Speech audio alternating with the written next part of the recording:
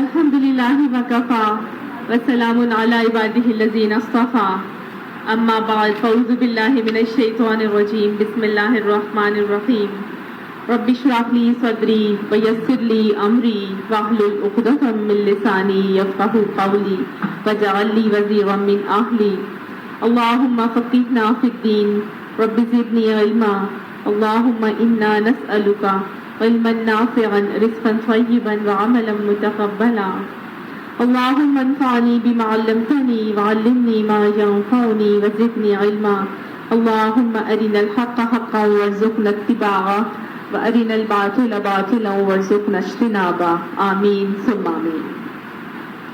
سورہ صاد ہم کر رہے تھے، آیت نمبر 40 تک ہم نے پچھلی کلاس میں کیا تھا، آج آیت نمبر 41 سے کریں گے۔ اعوذ باللہ من الشیطان الرجیم واذکر عبدنا ایوب، اور ذکر کرو میرے بندے ایوب علیہ السلام کا۔ اذ نادى ربہ، جب پکارا اس نے اپنے رب کو، انی مسنی الشیطان، بے شک چھو لیا ہے مجھے شیطان نے، بنصب، ساتھ تکلیف کے، وعذاب اور عذاب کے۔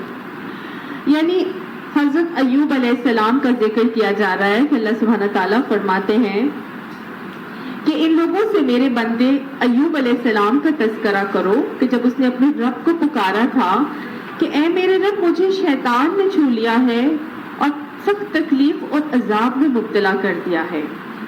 یعنی مجھے شیطان نے سخت تکلیف اور عذاب میں کب میں مبتلا کیا تھا۔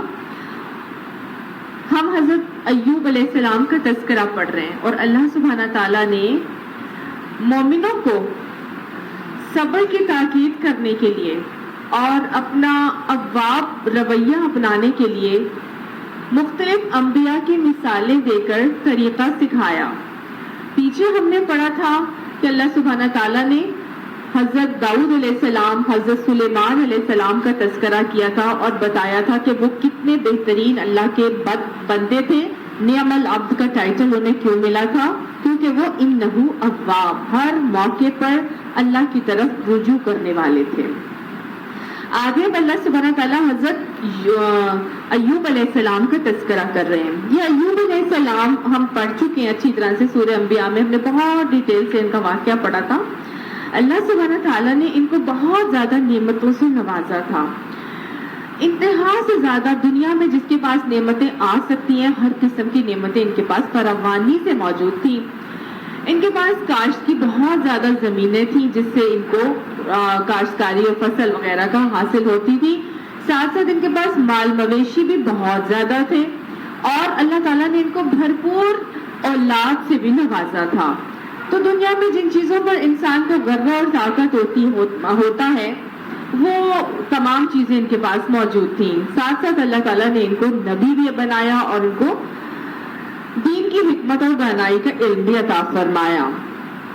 اب ہوا یہ کہ لوگوں کے دلوں میں یہ شیطان نے وسوسہ ڈال دیا کہ چونکہ حضرت ایوب علیہ السلام کے پاس فکر معاش کی جھنجھٹ کا کوئی معاملہ ہی نہیں ہے، انہیں تو اتنا کچھ بیٹھے بٹھائے مل رہا ہے، اتنی بڑی زمینیں ان کے پاس موجود ہیں، مویشی ان کے پاس موجود ہے، ہر قسم کے اولاد کی نعمت ان کے پاس موجود ہے، تو انہیں تو فکر فاقہ کسی قسم کا ہے ہی نہیں۔ اگر یہ اللہ تعالیٰ کی اتنی زیادہ تعریف کرتے ہیں اور اتنی عبادت میں ٹائم لگاتے ہیں تو اس میں ان کا کیا کمال ہے؟ اصل میں مسئلہ یہ ہے کہ ہمارے ساتھ اتنی مشکلات ہیں، ہمیں فکر معاش کے جھنجٹ سے آزادی اور فرصت ہی نہیں ہے۔ وہ فرصت ہو تو ہم بھی جو ہے وہ اللہ تعالیٰ کی عبادت کر سکے جیسے حضرت ایوب علیہ السلام کرتے ہیں۔ تو یہ فتنہ جو ہے شیطان نے باقی لوگوں کے دلوں میں ڈالا۔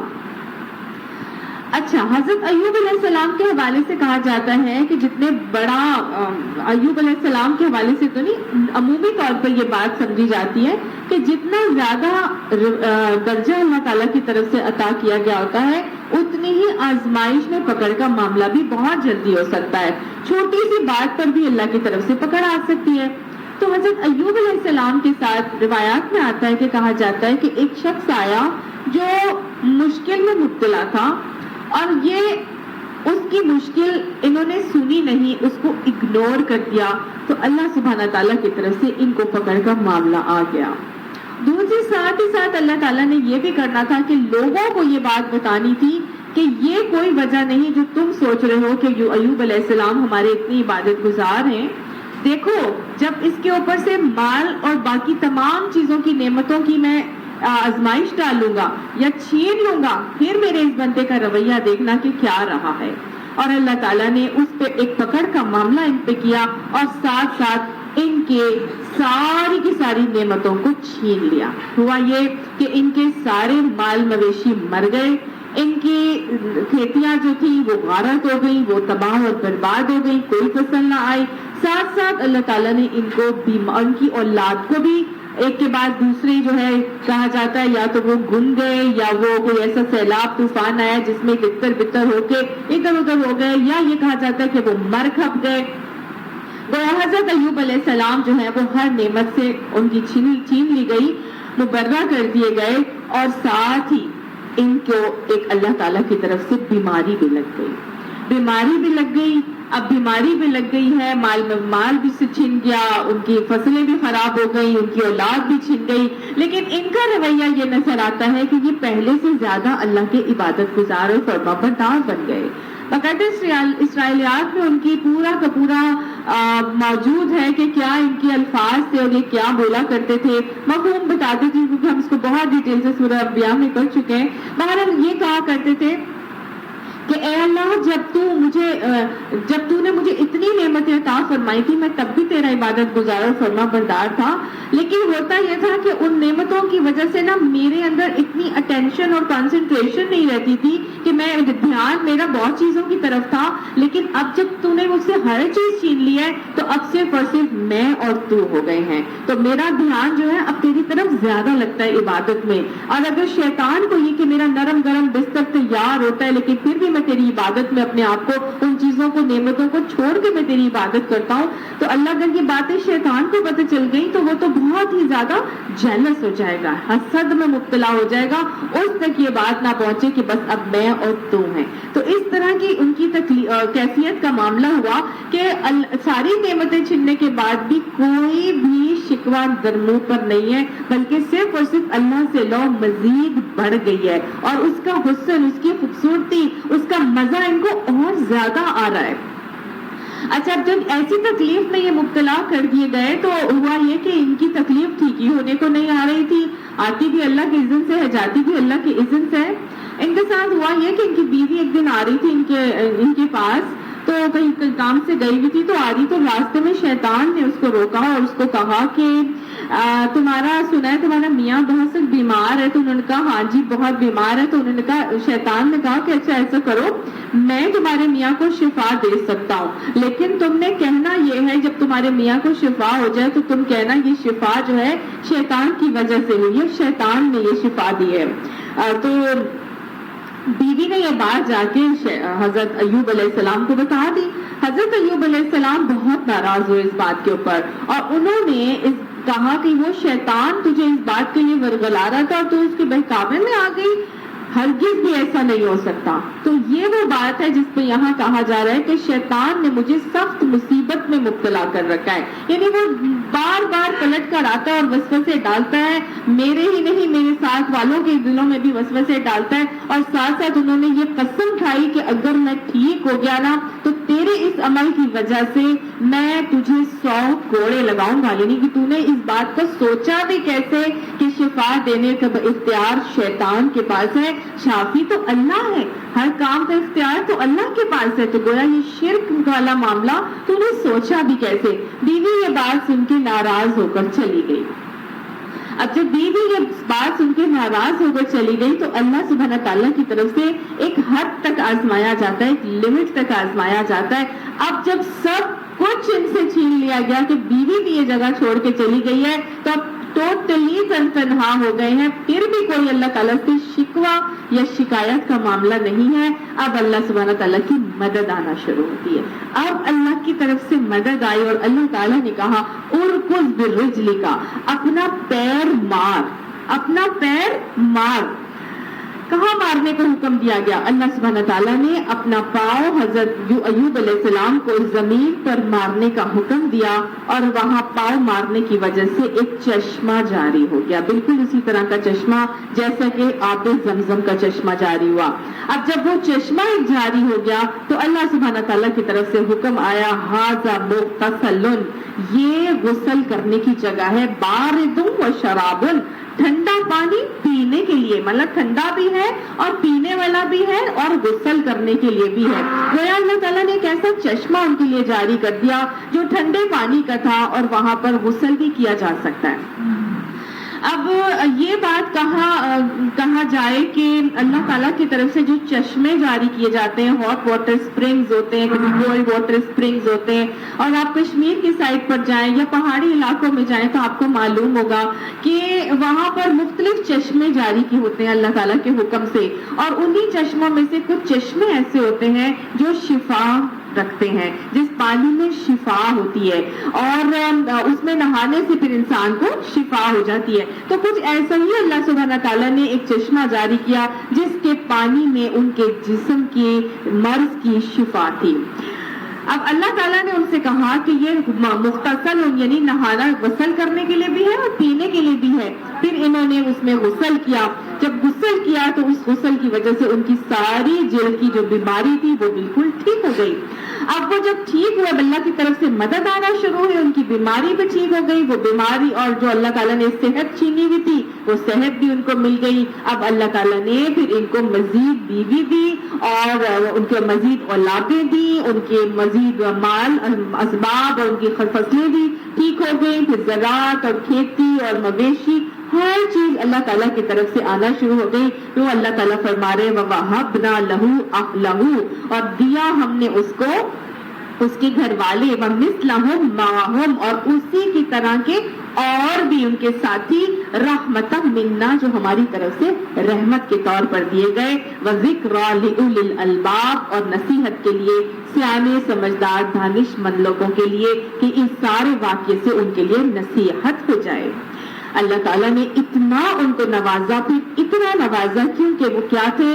اواب تھے۔ ہر حال میں خوشی ہو یا غمی ہو، آزمائش ہو، تکلیف ہو، یا پھر اللہ کا تعالیٰ کی طرف سے نعمت کا ملنا ہو، ہر حال میں کوئی فیصلہ کرنا ہو، کوئی دنیا کا معاملہ لے کر چلنا ہو، انہوں نے کیا کیا ہے؟ اللہ کی طرف رجوع کیا ہے۔ پہلے جس ذوق اور شوق سے وہ کر رہے ہیں، تکلیف کے آنے کے بعد بھی اس سے زیادہ بڑھ کے اللہ تعالیٰ کے فرما بردار بن رہے ہیں۔ تو جب اللہ تعالیٰ ایسے معاملات دیکھتا ہے تو پھر ایک حد تک آزما کے پھر اللہ تعالیٰ مزید شکر، لائن شکر تم لازیدنکم، شکر کرتے رہو گے تو میں اللہ تعالیٰ تمہیں اور عطا فرمائے گا۔ بس یہی معاملہ ان کے ساتھ بھی ہوا۔ پھر یہ بھی آتا ہے روایات میں کہ اللہ تعالیٰ کی طرف سے جب وہ ایک دفعہ نہا رہے تھے تو ان کے گھر میں یا اس علاقے میں، اس صحن میں ٹڈیوں کی، سونے کی ٹڈیوں کی بارش ہونے لگی۔ وہ سونے کی ٹڈیوں کو سمیٹنے لگے تو اللہ تعالیٰ کی طرف سے آواز آئی کہ اے ایوب، کیا ہرس میں پڑ گیا؟ کیا تو اب لالچ میں پڑ گیا؟ تو کہتے ہیں کہ نہیں یا الہی، یہ تو تیرا فضل ہے جو میں سمیٹ رہا ہوں۔ تو گویا اللہ ہر چیز جو ان کو آ رہی تھی وہ اللہ کے فضل سمجھ کر سمیٹ رہے تھے، اور جو اللہ کی نعمتوں کو اللہ کا فضل سمجھ کر سمیٹتا ہے وہ پھر اللہ کی ان نعمتوں کو اللہ کی راہ میں لگانے سے دریغ بھی نہیں کرتا۔ وہ پھر ہرس اور طمع میں، لالچ میں مبتلا نہیں ہوتا، کیونکہ اس کو معلوم ہوتا ہے یہ رب کی چیز ہے اور رب ہی کے لوگوں میں جانی ہے۔ تو وہ جب معلوم ہے کہ یہ رب تیرا فضل ہے اور اس کو میں سمیٹ رہا ہوں، اگر تو دے رہا ہے تو میں اس کو اگر سمیٹتا ہوں تو یہ تیری دین ہے اور تیری ہی توفیق سے ہے کہ تو نے یہ مجھے عطا فرمائی، اس لیے عطا فرمائی کہ میں وسیلہ بن جاؤں، میں سبب بن جاؤں تیری باقی مخلوق تک یہ نعمتیں پہنچانے کا۔ اب یہ سارے کا سارا جب معاملہ ہوتا ہے ان کا، تو یہاں سے ایک اصول ہمیں یہ سمجھ میں آتا ہے کہ اللہ تعالیٰ اگر کوئی نعمت دیتا ہے تو اس نعمت کی ناقدری نہیں کرنی چاہیے۔ ہاں، اس چیز کی لالچ میں بھی نہیں پڑنا چاہیے، لیکن جب اللہ تعالیٰ کوئی نعمت دیتا ہے، کوئی بھی آپ کو توفیق دیتا ہے کسی بھی چیز کی، کوئی آپ کو گفٹ دیتا ہے یا آپ کو کوئی دنیاوی کوئی چیز ملتی ہے، ان کو بھی تو دنیاوی سونے کی ٹڈیاں مل رہی تھی، سونا مل رہا تھا، تو ان کی یہ لالچ تو نہیں تھی، انہوں نے اس نعمت کو کیا کرنا تھا؟ اللہ کی راہ میں لگانا تھا۔ تو یہ بھی اللہ کا فضل ہے، اور حدیث میں جیسے کہ آتا ہے نا کہ یہ جو نعمتیں ہیں وہ بھی اللہ والوں کے لیے ہیں، دنیا کی نعمتیں بھی انہی کے لیے اور آخرت میں بھی اللہ والوں کے لیے ہی ہوں گی، نیک لوگوں کے لیے دنیا کی نعمتیں اور آخرت میں بھی نیک ہی لوگوں کے لیے جنت کی نعمتیں اللہ تعالیٰ نے عطا فرمائی ہیں۔ تو نعمتوں کو ٹھکرانا بھی نہیں چاہیے اور نعمتوں کی لالچ میں بھی پڑ کے اپنے ایمان کو خراب نہیں کرنا چاہیے۔ اب جب یہ سارا ان کا معاملہ ہم دیکھتے ہیں تو انہوں نے اب قسم کھائی تھی کہ میں اگر ٹھیک ہو گیا تو میں تجھے یعنی اپنی بیوی کو کہا تھا میں 100 کوڑے ماروں گا۔ اب انہوں نے قسم کھا لی تھی بیوی کو 100 کوڑے مارنے کی، اب وہ ٹھیک ہو گئے ہیں، اب انہوں نے اپنی قسم کو پورا کرنا ہے۔ بیوی اب آ گئی واپس، اب بیوی کو ظاہر ہے وہ بھی دل کا ایک محبت کا معاملہ ہوتا ہے بیوی کے ساتھ، اب 100 کوڑے کی قسم کھا لی ہے۔ قسم اگر نبی توڑ دے تو یہ بہت بڑی بات ہے، تو اللہ تعالیٰ نے بھی ان کو قسم نہ توڑنے کے لیے ایک طریقہ بتایا اور فرمایا وَخُذْ بِيَدِكَ ضِغْثًا، اپنے ہاتھ میں ایک جھاڑو پکڑ لے، یعنی ایک تنکوں کا مٹھا لے لے، اور جھاڑو ہوتا ہے نا تنکوں والا جھاڑو، تو وہ پکڑ لے، فَاضْرِبْ بِهِ، بس مار اس کے ساتھ، وَلَا تَحْنَثْ، اور تو قسم نہ توڑ۔ تو اللہ تعالیٰ نے ایک طریقہ بتایا کہ قسم تو نہ توڑو لیکن ایک معاملہ کر لو، جو تم نے کیا کھایا ہے قسم یہ کام کرنے کا کہ تم 100 کوڑے مارو گے، تو اب تم اس قسم کو نہ توڑو بلکہ تم ایک معاملہ کر لو، اور طریقہ یہ بتا دیا گیا کہ 10 تنکوں مطلب 100 تنکوں کا مٹھا لے لو اور ایک جھاڑو کی صورت میں اور وہ اس کو لگا دو بس۔ تو حضرت ایوب علیہ السلام نے بالکل یہی کام کیا۔ تو اس آیت سے بہت سارے مفسرین نے ایک جواز نکالا ہے ہیلے کا۔ ہیلا کیا ہوتا ہے؟ اور یہ بہانہ، یہ بیسیکلی ایک طرح کا ہیلا ہی تھا جو حضرت ایوب علیہ السلام کو اللہ تعالیٰ نے خود سکھایا، لیکن یہ ہیلا کسی فرض سے بچنے کے لیے نہیں تھا، یعنی یہ جو شریعت میں احکامات ہمیں دیے گئے ہیں ان احکامات سے بچنے کے لیے شریعت میں کوئی ہیلا اختیار نہیں کیا جا سکتا۔ مثال کے طور پر لوگ کیا کرتے ہیں کہ زکوٰۃ کی ادائیگی سے بچنے کے لیے وہ یہ کرتے ہیں کہ ایک سال مال پر اگر 1 سال گزر جائے تو پھر ہی زکوٰۃ واجب ہوتی ہے نا، تو وہ سال گزرنے سے پہلے کیا کرتے ہیں، جیسے شوہر کا مال ہے وہ سال گزرنے سے پہلے 1 مہینہ 2 مہینہ پہلے وہ کیا کرتا ہے، وہ سارا کا سارا مال اپنی بیوی کے نام کر دیتا ہے، اور پھر جب مہینہ گزر جاتا ہے زکوٰۃ کا یا سال گزرنے کے بعد وہ کیا کرتا ہے، وہ واپس مال اپنا کر لیتا ہے، پھر 11 مہینے اپنے پاس رکھتا ہے، پھر اپنی بیوی کے نام کر دیتا ہے، اور وہ یہ کہتا ہے میرے تو مال پہ سال گزرا ہی نہیں، میں نے تو وہ میرا تو تھا ہی نہیں، وہ تو میری بیوی کا تھا۔ تو وہ اللہ تعالیٰ کے فرض حکم سے بچنے کے لیے اگر کوئی ایسا معاملہ کرے کہ وہ اللہ کے فرض حکم سے بچ جائے تو یہ شریعت میں جائز نہیں ہے، سمجھ آ گئی؟ لیکن اگر کسی دوسرے شخص کو گناہ اور ظلم اور زیادتی سے بچانے کے لیے کوئی ہیلا کیا جائے تو پھر کیا ہے، اس کو اختیار کیا جا سکتا ہے، جیسے کہ ایک ظلم اور زیادتی سے بچانے کے لیے کہ ان کی بیوی پہ کوئی زیادتی نہ ہو جائے، اور یہ کہ کوئی قسم توڑ کر کوئی گناہ کا معاملہ نبی سے سرزد نہ ہو جائے، تو اس کے لیے حضرت ایوب علیہ السلام کو یہ ہیلا اللہ سبحانہ تعالیٰ نے خود سکھایا۔ کوڑے نہیں مارے انہوں نے، لیکن مٹھا ایک مار دیا اور اس کی وجہ سے کہا کہ یہ تمہاری بات بھی پوری ہو گئی اور معاملہ بھی خراب نہیں ہوا، قسم بھی پوری ہو گئی۔ تو اس حوالے سے علماء جو ہیں وہ ہیلا اختیار کرنے کی اجازت دیتے ہیں، جیسے کہ زکوٰۃ کے پیسے ہیں اس کے لیے کہا جاتا ہے کہ مدارس یہ جو نہیں چلتے یا زکوٰۃ جو ہے وہ نان مسلمس کو نہیں دی جا سکتی، تو زکوٰۃ بے شک نان مسلمس کو نہیں دی جا سکتی، لیکن اگر کوئی ایسی ڈسپینسری ہے جہاں پہ یا ایسا کوئی ادارہ ہے جہاں پر نان مسلمس بھی آ رہے ہیں اور ان کا بھی وہاں پہ علاج ہو رہا ہے، تو اب کیا کیا جائے؟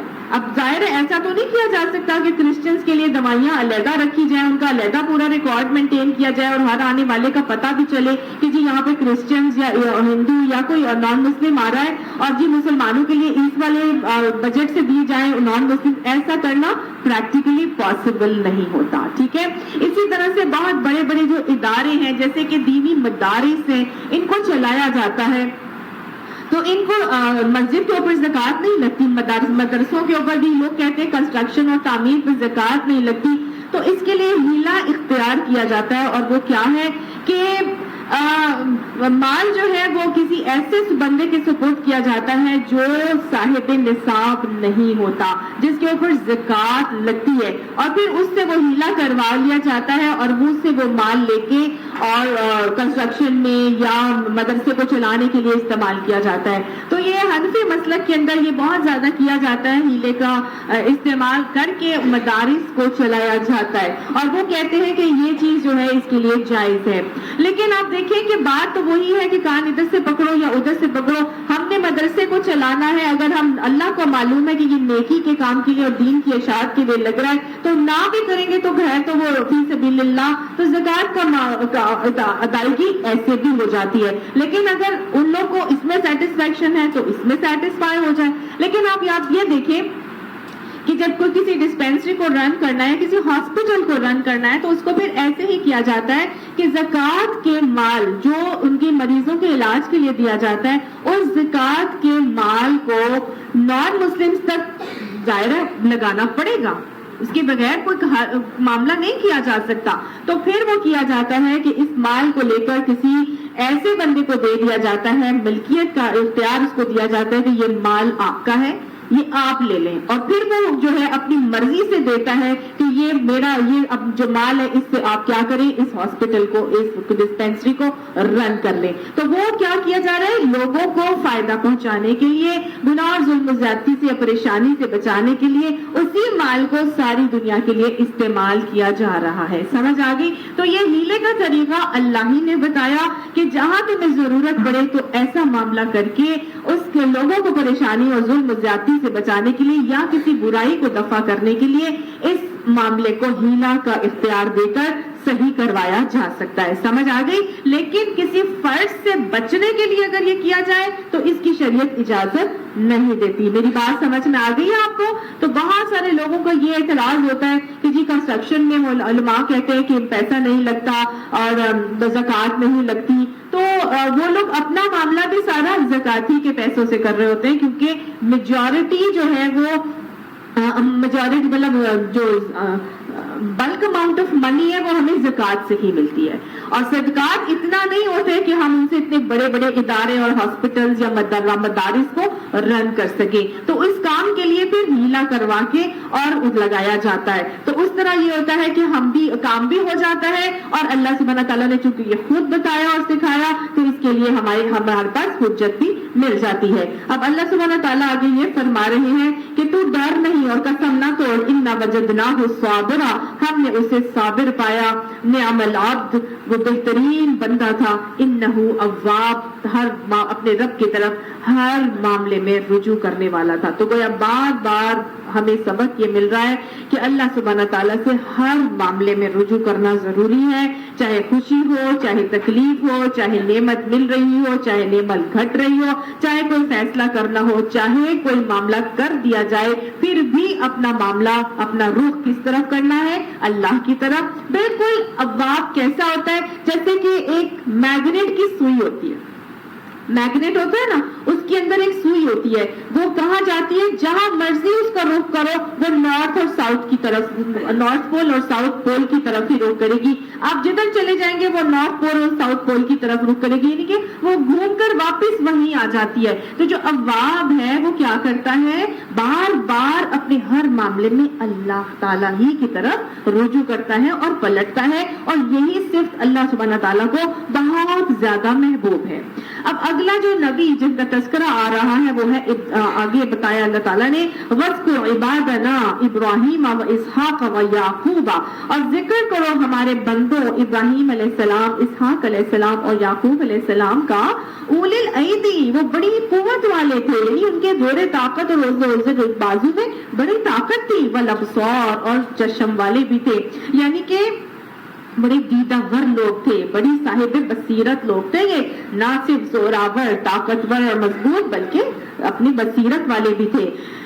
کیا تھی ان کی اصل جو خصوصیت تھی؟ ان اخلصناہم، بے شک ہم نے خالص کر دیا تھا ہم نے ان کو، بخالصۃ ذکر الدار، اس وجہ سے کہ ان کو آخرت کی یاد بہت تھی، خالصتاً آخرت کی یاد ان کے اندر اتنی زیادہ تھی اسی وجہ سے اللہ سبحانہ تعالیٰ فرماتے ہیں ہم نے ان کو ان صفات کی وجہ سے خالص کر لیا تھا، برگزیدہ کر دیا تھا۔ تو گویا آخرت کی یاد، آخرت کا معاملہ، آخرت کا عقیدہ بہت اسٹرانگ ہونا ضروری ہے۔ اگر چاہتے ہیں کہ اللہ تعالیٰ ہمیں بھی خالص کر لے تو پھر کیا کرنا ہے؟ اپنے اندر فکر آخرت کو غالب کرنا ہے۔ انما الاعمال بالنیات، اپنے سارے اعمال کا دار و مدار آخرت کی نیت پر رکھنا ہے کہ یہ عمل میں کیوں کر رہی ہوں؟ کیونکہ آخرت میں مجھے اس کا کیا ریوارڈ ملنا ہے۔ یہ عمل میں کیوں کر رہی ہوں؟ کیونکہ اللہ تعالیٰ نے آخرت میں مجھے اس حوالے سے کیا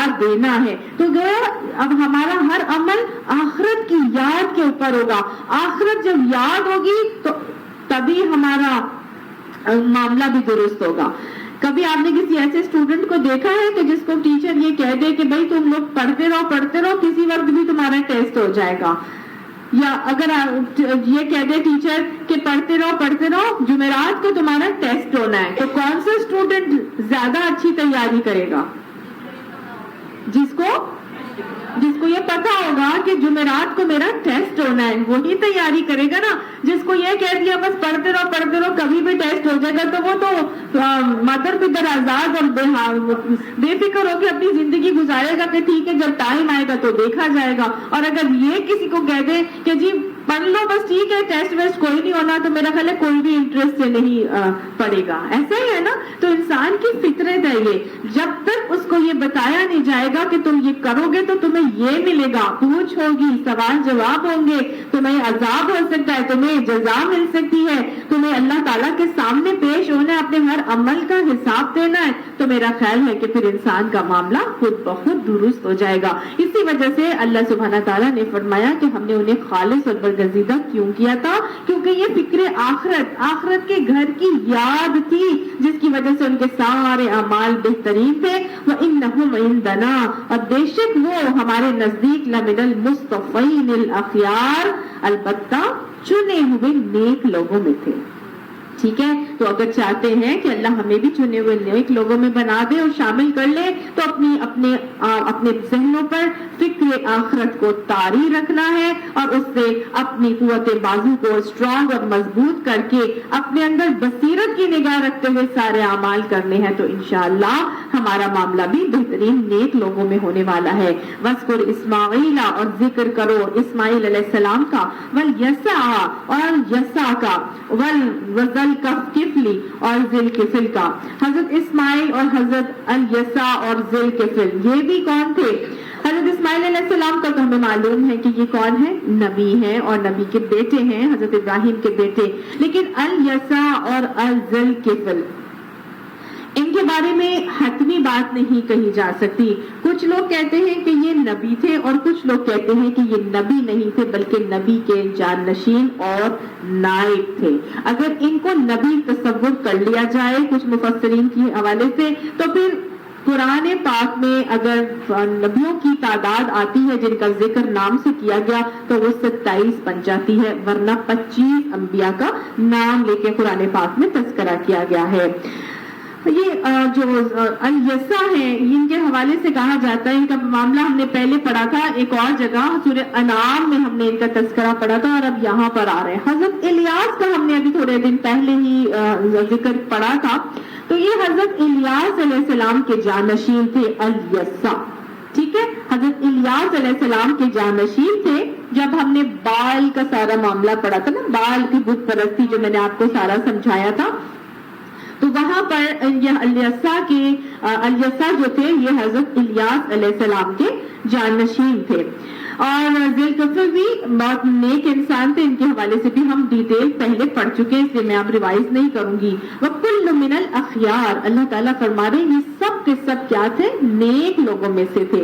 ہَذَا ذِكْرٌ، یہ ایک ذکر تھا، یہ ایک ذکر تھا جو اللہ تعالیٰ نے مجھ سے، آپ سے، انبیاء کا کیا، اس لیے کیا تاکہ ہمیں طریقے سمجھ آئے کہ ہم اللہ کے ساتھ کیسے معاملہ رکھیں گے، کیسے صبر سے چلنا ہے، اور کیسے اخلاص اپنے اندر رکھ کے ہم نے کیا بننا ہے؟ اللہ کے سامنے اواب بننے کا معاملہ کرنا ہے. تو یہ کچھ تذکرے اللہ تعالیٰ نے انبیاء کے کیے تھے کہ ان سے ذکر نصیحت حاصل کر کے اپنی زندگیوں کو ان کے مطابق لے کے چلو. اور پھر کیا ہے؟ وَإِنَّ لِلْمُتَّقِينَ لَحُسْنَ مَآبٍ، اور بے شک البتہ متقین کے لیے ہی، اللہ سے ڈرنے والوں کے لیے بہت ہی اچھا ٹھکانہ ہے. اللہ ہمیں متقی بنا دے. یہ تقویٰ کیا ہے؟ یہ تقویٰ وہ چیز ہے جو اللہ تعالیٰ نے ہر عبادت کا محور اور مقصد تقویٰ رکھا ہے. اللہ کا خوف، اللہ کا ڈر، اپنا ہر عمل اس طرح سے کیا جائے کہ اللہ تعالیٰ کے ناراضگی کے ڈر سے، اللہ تعالیٰ کے سوال جواب کے ڈر سے، اللہ کے حساب کتاب کا ڈر اتنا حاوی ہو جائے کہ اس کی وجہ سے ہم گناہوں سے بچنا شروع ہو جائیں. اس کو کہا جاتا ہے تقویٰ. سمجھ آیا؟ واو، قاف اور یا اس کا روٹ ورڈ ہے اور اس کا مطلب ہوتا ہے بچنا، بچانا. اللہ سبحانہ تعالیٰ نے حضور صلی اللہ علیہ وسلم فرماتے ہیں کہ دو خوف اور دو بے خوفیاں کبھی جمع نہیں کرنی. نہ دو خوف نہ دو بے خوفیاں.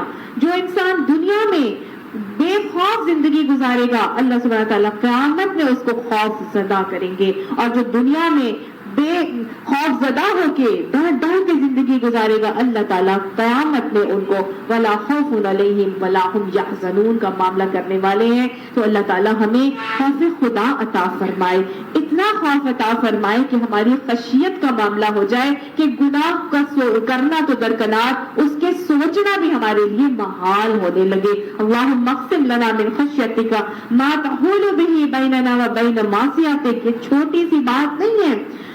ہر عبادت کا محور اور مقصد تقویٰ. اللہ نے لباس دیا تو فرمایا لباس التقویٰ ذالک خیر، بہترین لباس تمہارے لیے تقویٰ کا لباس ہے. اللہ نے کہا روزے تو میں دیتا ہوں، کس لیے دیے؟ لعلکم تتقون، تاکہ تمہارے اندر تقویٰ پیدا ہو جائے. حج کے سفر میں جانا چاہتے ہو تو جاؤ، ضرور جاؤ. وتزودوا، زاد راہ لے کر جاؤ. فإن خیر الزاد التقویٰ، بہترین زاد راہ کیا ہے؟ یہ تقویٰ ہے جو تم نے کرنا ہے. ہم نے کوئی معاملہ کرنا ہے اللہ تعالیٰ کی، ہاں کوئی صدقہ دینا ہے، کوئی قربانی پیش کرنی ہے، کوئی نذرانہ دینا ہے. وہ حابیل اور قابیل کا واقعہ یاد کیجئے. جب یہ نظر پیش کرنے کا معاملہ آیا تھا تو اللہ کہا تھا حابیل نے کہ بے شک اللہ تعالیٰ تو متقیوں کا ہی نظر قبول کرتا ہے، صدقات بھی متقی کے ہی قبول ہوں گے. اس کے علاوہ جب ہم اللہ تعالیٰ کے حضور کو قربانی دیتے ہیں کسی بھی قسم کی تو اللہ تعالیٰ فرماتا ہے بے شک اللہ تعالیٰ کو تمہارا یہ خون اور گوشت نہیں پہنچتا، بلکہ کیا پہنچتا ہے؟ تقویٰ پہنچتا ہے. یعنی کیا خوف، کیا تقویٰ ہے تمہارے دل میں، وہ کیفیت کیا ہے جس کی وجہ سے تم نے اپنا یہ عمل کیا ہے. یہ صحابہ کرام کے دلوں میں کیفیت ہوتی تھی اور تقویٰ اتنا تھا. یہ تقویٰ آتا بھی اس طرح ہے کہ آپ کو آخرت کی یاد سب سے زیادہ ہوتی ہے کہ میں اللہ کے سامنے کس انداز میں کھڑے ہوں گا، میں کیا ہوں اور میں کیا کر رہا ہوں، میں کیا منہ دکھاؤں گا اللہ سبحانہ تعالیٰ کو. سمجھ آئے؟ تو یہ اتنا زیادہ حاوی تھا. حضرت عمر ہاتھ پر ہاتھ رکھ کے کہا کرتے تھے اے عمر میں دیکھتا ہوں تجھے آگ پر کتنا صبر ہے، تو کتنا صبر کر سکتا ہے اس آگ پر. یہ تقویٰ تھا جو ان سے یہ سارے معاملات کرواتا تھا. یہ تقویٰ تھا کہ جس کی وجہ سے وہ راتوں کو گشت کرنے نکل آتے ہیں بار بار کہ میں اللہ کو، اپنے رب کو کیا جواب دوں گا کہ مجھ پر اتنی بڑی ذمہ داری آئی اور میں نے اپنی رعایا کا کیسے خیال کیا. ساری رات سوتے نہیں تھے، گشت کر رہے ہیں، لگا رہے ہیں چکر. اور ایک دفعہ کیا ہوتا ہے ان کے سامنے ایک آواز انہیں سنائی دیتی ہے کہ ماں بیٹی کو کہہ رہی ہے کہ کوئی بات نہیں، اس دودھ میں پانی ڈال دو، پانی ذرا زیادہ دودھ ہو جائے گا اور پھر ہمیں زیادہ مال مل جائے گا. تو بیٹی نے کہا کہ نہیں، امیر المومنین نے اس کے لیے منع کیا ہے کہ پانی میں کسی نے دودھ نہیں ملانا. تو کہتی ہے ماں امیر المومنین کون سا یہاں پر موجود ہے، ان کو تھوڑی پتا چلے گا. تو وہ کیا کہتے ہیں آگے سے، بیٹی کہتی ہے امیر المومنین تو موجود نہیں ہے لیکن اللہ سبحانہ تعالیٰ تو دیکھ رہا ہے نا. حضرت عمر نے جب یہ بات سنی تو فوراً کھٹک گئے، گھر کو نوٹ کر لیا اور ایسے تقویٰ والی بیٹی کو اپنی بہو بنا کر لے آتے ہیں.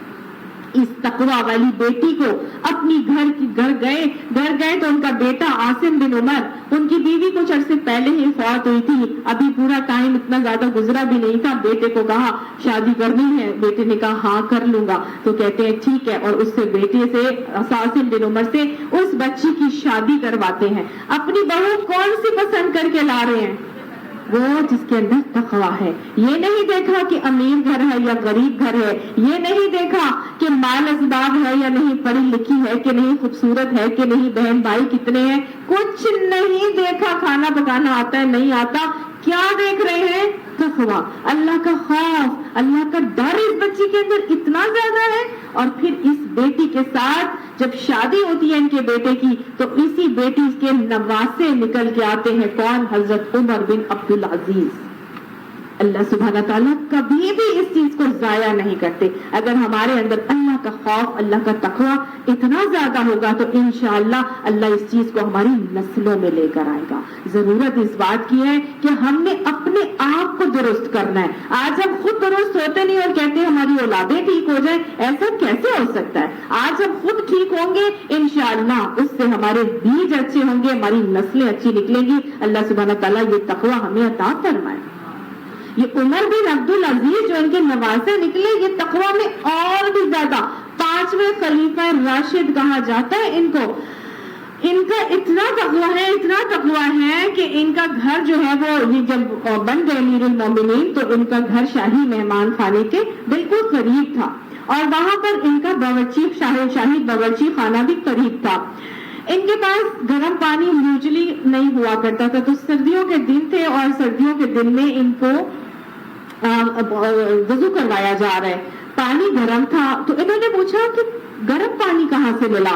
हमारे पास तो घर में लकड़ी जलाने को नहीं मौजूद, कि तुमने पानी किस तरह गर्म किया? तो उनके मुलाजिम ने कहा कि मैं शाही बावर्ची खाने से थोड़ी सी लकड़ी ले आया था ताकि आपको गर्म पानी से वजू करवा दूं। इस्तेमाल कर सकते थे क्योंकि अमीरुल मोमिनीन थे, इनकी सेहत सबसे ज्यादा इंपॉर्टेंट थी। अगर सर्दी की वजह से बीमार हो जाते तो फिर जाहिर है इनके ऊपर बहुत बड़ी जिम्मेदारी थी। लेकिन इन्होंने आगे से क्या कहा? इन्होंने कहा कि अच्छा तुमने गर्म कर लिया, फौरन पैसे निकाले, सबसे पहले दिए कि जाओ अब जाके ये उसके इवज खरीदो, मतलब खरीदा उन्होंने उन लकड़ियों के पैसे अता उनको दे दिए।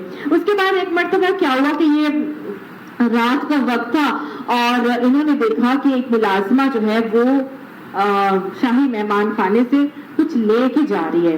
तो उन्होंने उस मुलाजमा को रोका और उन्होंने कहा कि लौंडी को कि कहाँ जा रही हो, ये तुम्हारे हाथ में क्या है? तो आगे से लौंडी ने कहा कि आपकी जो बीवी है, यानी बीबी साहिबा की तबीयत खराब है, हमल से है, तो डॉक्टर ने कहा है दवाई खिलाने के लिए तबीबा ने, तो मैं उनके लिए दवाई खिलाने के लिए दूध साथ लेके जा रही हूँ, क्योंकि तबीबा ने कहा है कि दवाई दूध से खिलानी है।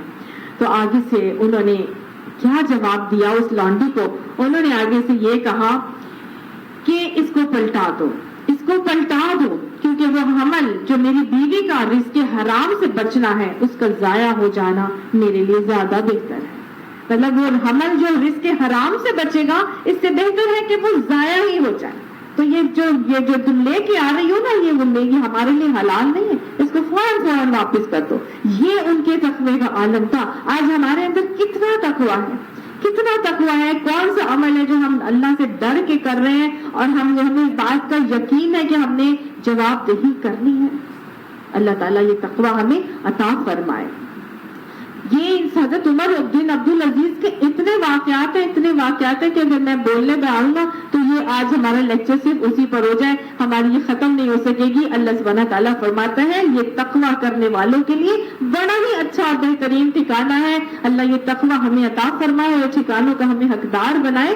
कौन से ठिकाने हैं? जन्नातिन आदनिन, हमेशगी के बागात हैं, मुफत्तहतन लहुमुल अब्वाब, उनके लिए यानी जन्नतियों के लिए उस हमेशगी के बागात के दरवाजे खुले होंगे। मुफत्तहतन, खुले होंगे। खुले क्यों होंगे जी? यानी कि जन्नतियों के लिए ये उनके लिए एक ऑनर की बात होगी कि जब वो आएंगे तो दरवाजे उनको बंद नहीं मिलेंगे, کھلے دروازے ہوں گے, انہیں کوئی مشقت نہیں کرنی پڑے گی کہ جی دروازہ کھولیں اور اندر جائیں. وہ پہلے سے ہی, جیسے آپ شہزادے شہزادیاں یا بادشاہوں کو کچھ دیکھیں نا تو وہ دروازے تک جاتے اور وہ ان کے ملازم فوراً دروازہ کھول دیتے اور ان کو رکنا نہیں پڑتا, وہ فوراً آگے سے نکل جاتے ہیں. تو گویا یہ ان کی ایک عزت کا معاملہ ہوگا, عزت افزائی کا, کہ اللہ تعالیٰ ان کو کھلے دروازے عطا فرمائے گا کہ جہاں بلا روک ٹوک آنا جانا چاہیں وہ آ جا سکے. اور کیا ہوگا, متکئین فیہا, وہ تکیہ لگائے ہوں گے اس کے اندر, یدعون فیہا, اور وہ جو چیز طلب کریں گے اس کے اندر, بفاکہۃ, کچھ فواکہ یعنی مشروب, کثیرت و شراب یعنی میوے وغیرہ اور ہر طرح کے اور پینے کی چیزیں, وہ جو چیزیں طلب کریں گے ان کو وہاں پر مل جائیں گی. اور وہ آرام سے تکیے لگا کے بیٹھے ہوں گے, ایک دوسرے کے سامنے آمنے بیٹھے ہوں گے. اور دوسری جگہوں پہ پتہ چلتا ہے کہ تکیہ لگائے ایک دوسرے کے آمنے سامنے بیٹھے ہوں گے اور باتیں کر رہے ہوں گے, جیسے بادشاہ اور مہاراجے اور بیٹھے ہوتے ہیں اور ان کے سارے ولدان جو ہیں مخلدون, ان کے جو خدمت گزار ہوتے ہیں وہ جو مانگتے ہیں ان تک پہنچا دیتے ہیں. تو کوئی کسی قسم کی مشقت کا معاملہ نہیں ہوگا.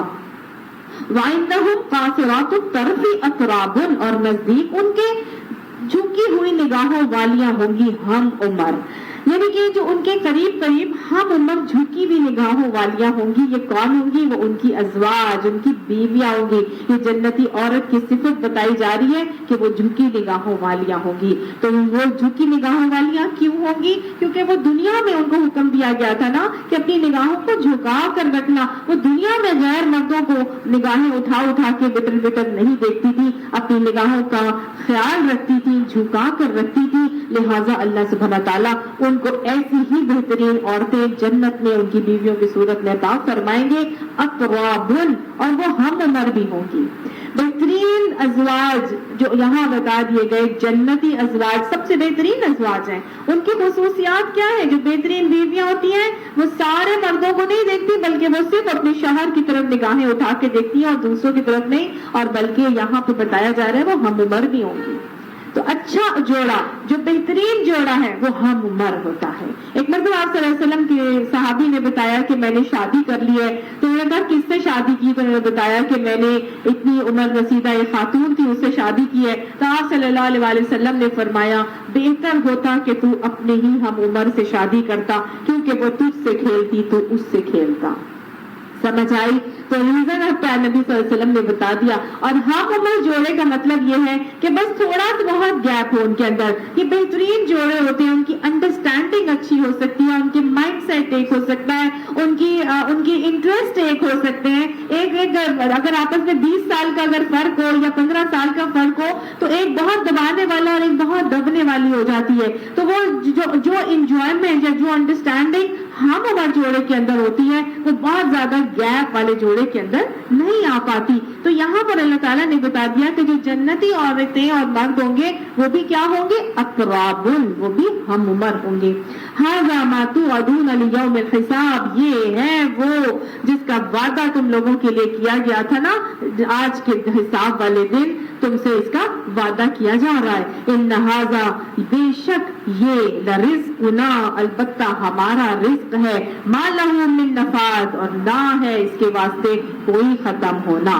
یعنی کہ یہ ہمارا رزق جو تمہیں دیا جا رہا ہے, تم اس چیز کے وعدہ کیے گئے تھے اور یہ رزق کبھی بھی ختم نہیں کیا جائے گا. یہ بہترین ھذا, اللہ تعالیٰ فرماتے یہ ہے متقین کے لیے, یہ بہترین نعمتیں, یہ بہترین رزق جس کا تم سے وعدہ کیا گیا ہے یہ ختم نہیں ہوگا, یہ متقیوں کو ملنے والا ہے. وَإِنَّ لِلطَّاغِينَ, اور بے شک البتہ سرکشوں کے لیے, لشر مآب, برا ٹھکانہ ہے, بڑا ہی برا ٹھکانہ ہے سرکشوں کا, برا انجام ہونے والا ہے. کیا انجام ہے؟ جہنم, ان کو جہنم میں ڈالا جائے گا. جہنم ہے ان کے لیے, یصلونہا, وہ اس میں داخل کیے جائیں گے. فبئس المہاد, بس بڑا ہی برا بچھونا ہے.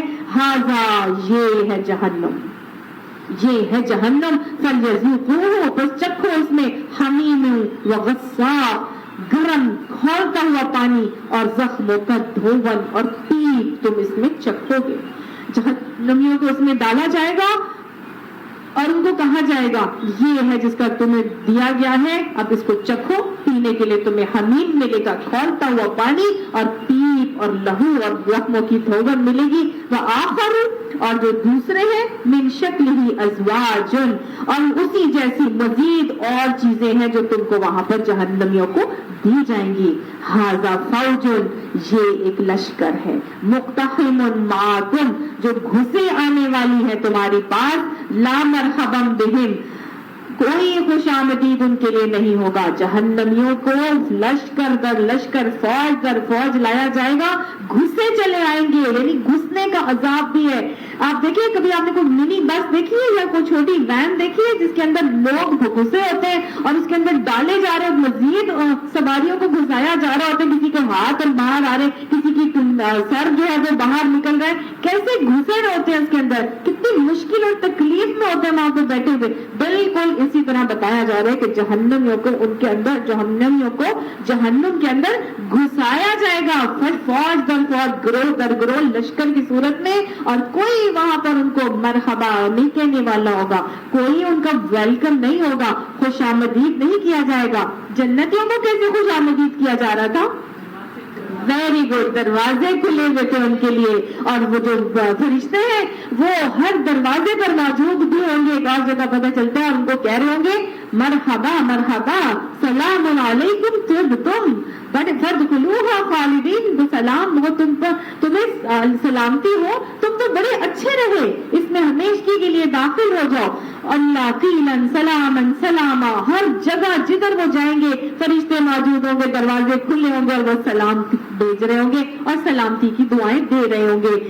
لیکن جہنمیوں کے لیے کیا ہے؟ ان کے لیے لا مرحبا بہم, ان کے لوگ کوئی ویلکم نہیں ہوگا. انہم صالو النار, بے شک وہ داخل کیے جائیں گے آگ میں. اللہم اجرنا من النار. قالوا بل انتم, ان کو کہا جائے گا, ان کو کہا جائے گا یہ تو آگ میں جھلسنے والے ہیں, وہ ان کو جواب دیں گے بل انتم, بلکہ تم ہی جھلسے جا رہے ہو. لا مرحبا بکم, اور تمہارے لیے کوئی خیر مقدم یا کوئی ویلکم نہیں ہے. انتم قدمتموہ لنا, تم نے جو آگے بھیجا تھا نا ہمارے لیے, فبئس القرار, بس بری ہی ٹھہرنے کی جگہ ہے. قالوا, تو وہ سب کہیں گے ربنا, اے ہمارے رب, من قدم لنا ھذا, جو بھی ہم نے آگے بھیجا تھا, فزدہ عذابا ضعفا فی النار, پس اس کو عذاب دے دے, زیادہ دے کر دے, ضعفا دگنا دے دے آگ کا عذاب. یعنی جس نے ہمیں اس انجام میں پہنچایا ہے, جس نے بھی ہمیں اس انجام میں پہنچایا ہے, اس کو کیا کر, فزدہ عذابا ضعفا, ان کو دگنا عذاب دے دے, زیادہ کر دے ان کے عذاب کو, فی النار, آگ میں. یعنی وہ لوگ جو جہنمی ہوں گے وہ اپنے جہنم میں آنے کا سبب کسی کو قرار دے رہے ہوں گے اور کہہ رہے ہوں گے جنہوں نے ہمیں اس جہنم میں بھیجا ہے آپ انہیں دوہرا عذاب دیں. وقالوا, اور وہ کہیں گے ما لنا, کیا ہے ہمارے لیے, لا نرى رجالا, ہم نہیں دیکھ رہے اس آدمی کو یا ان لوگوں کو, كنا نعدهم, جن کو ہم گنتے تھے, من الاشرار, شریر لوگوں میں.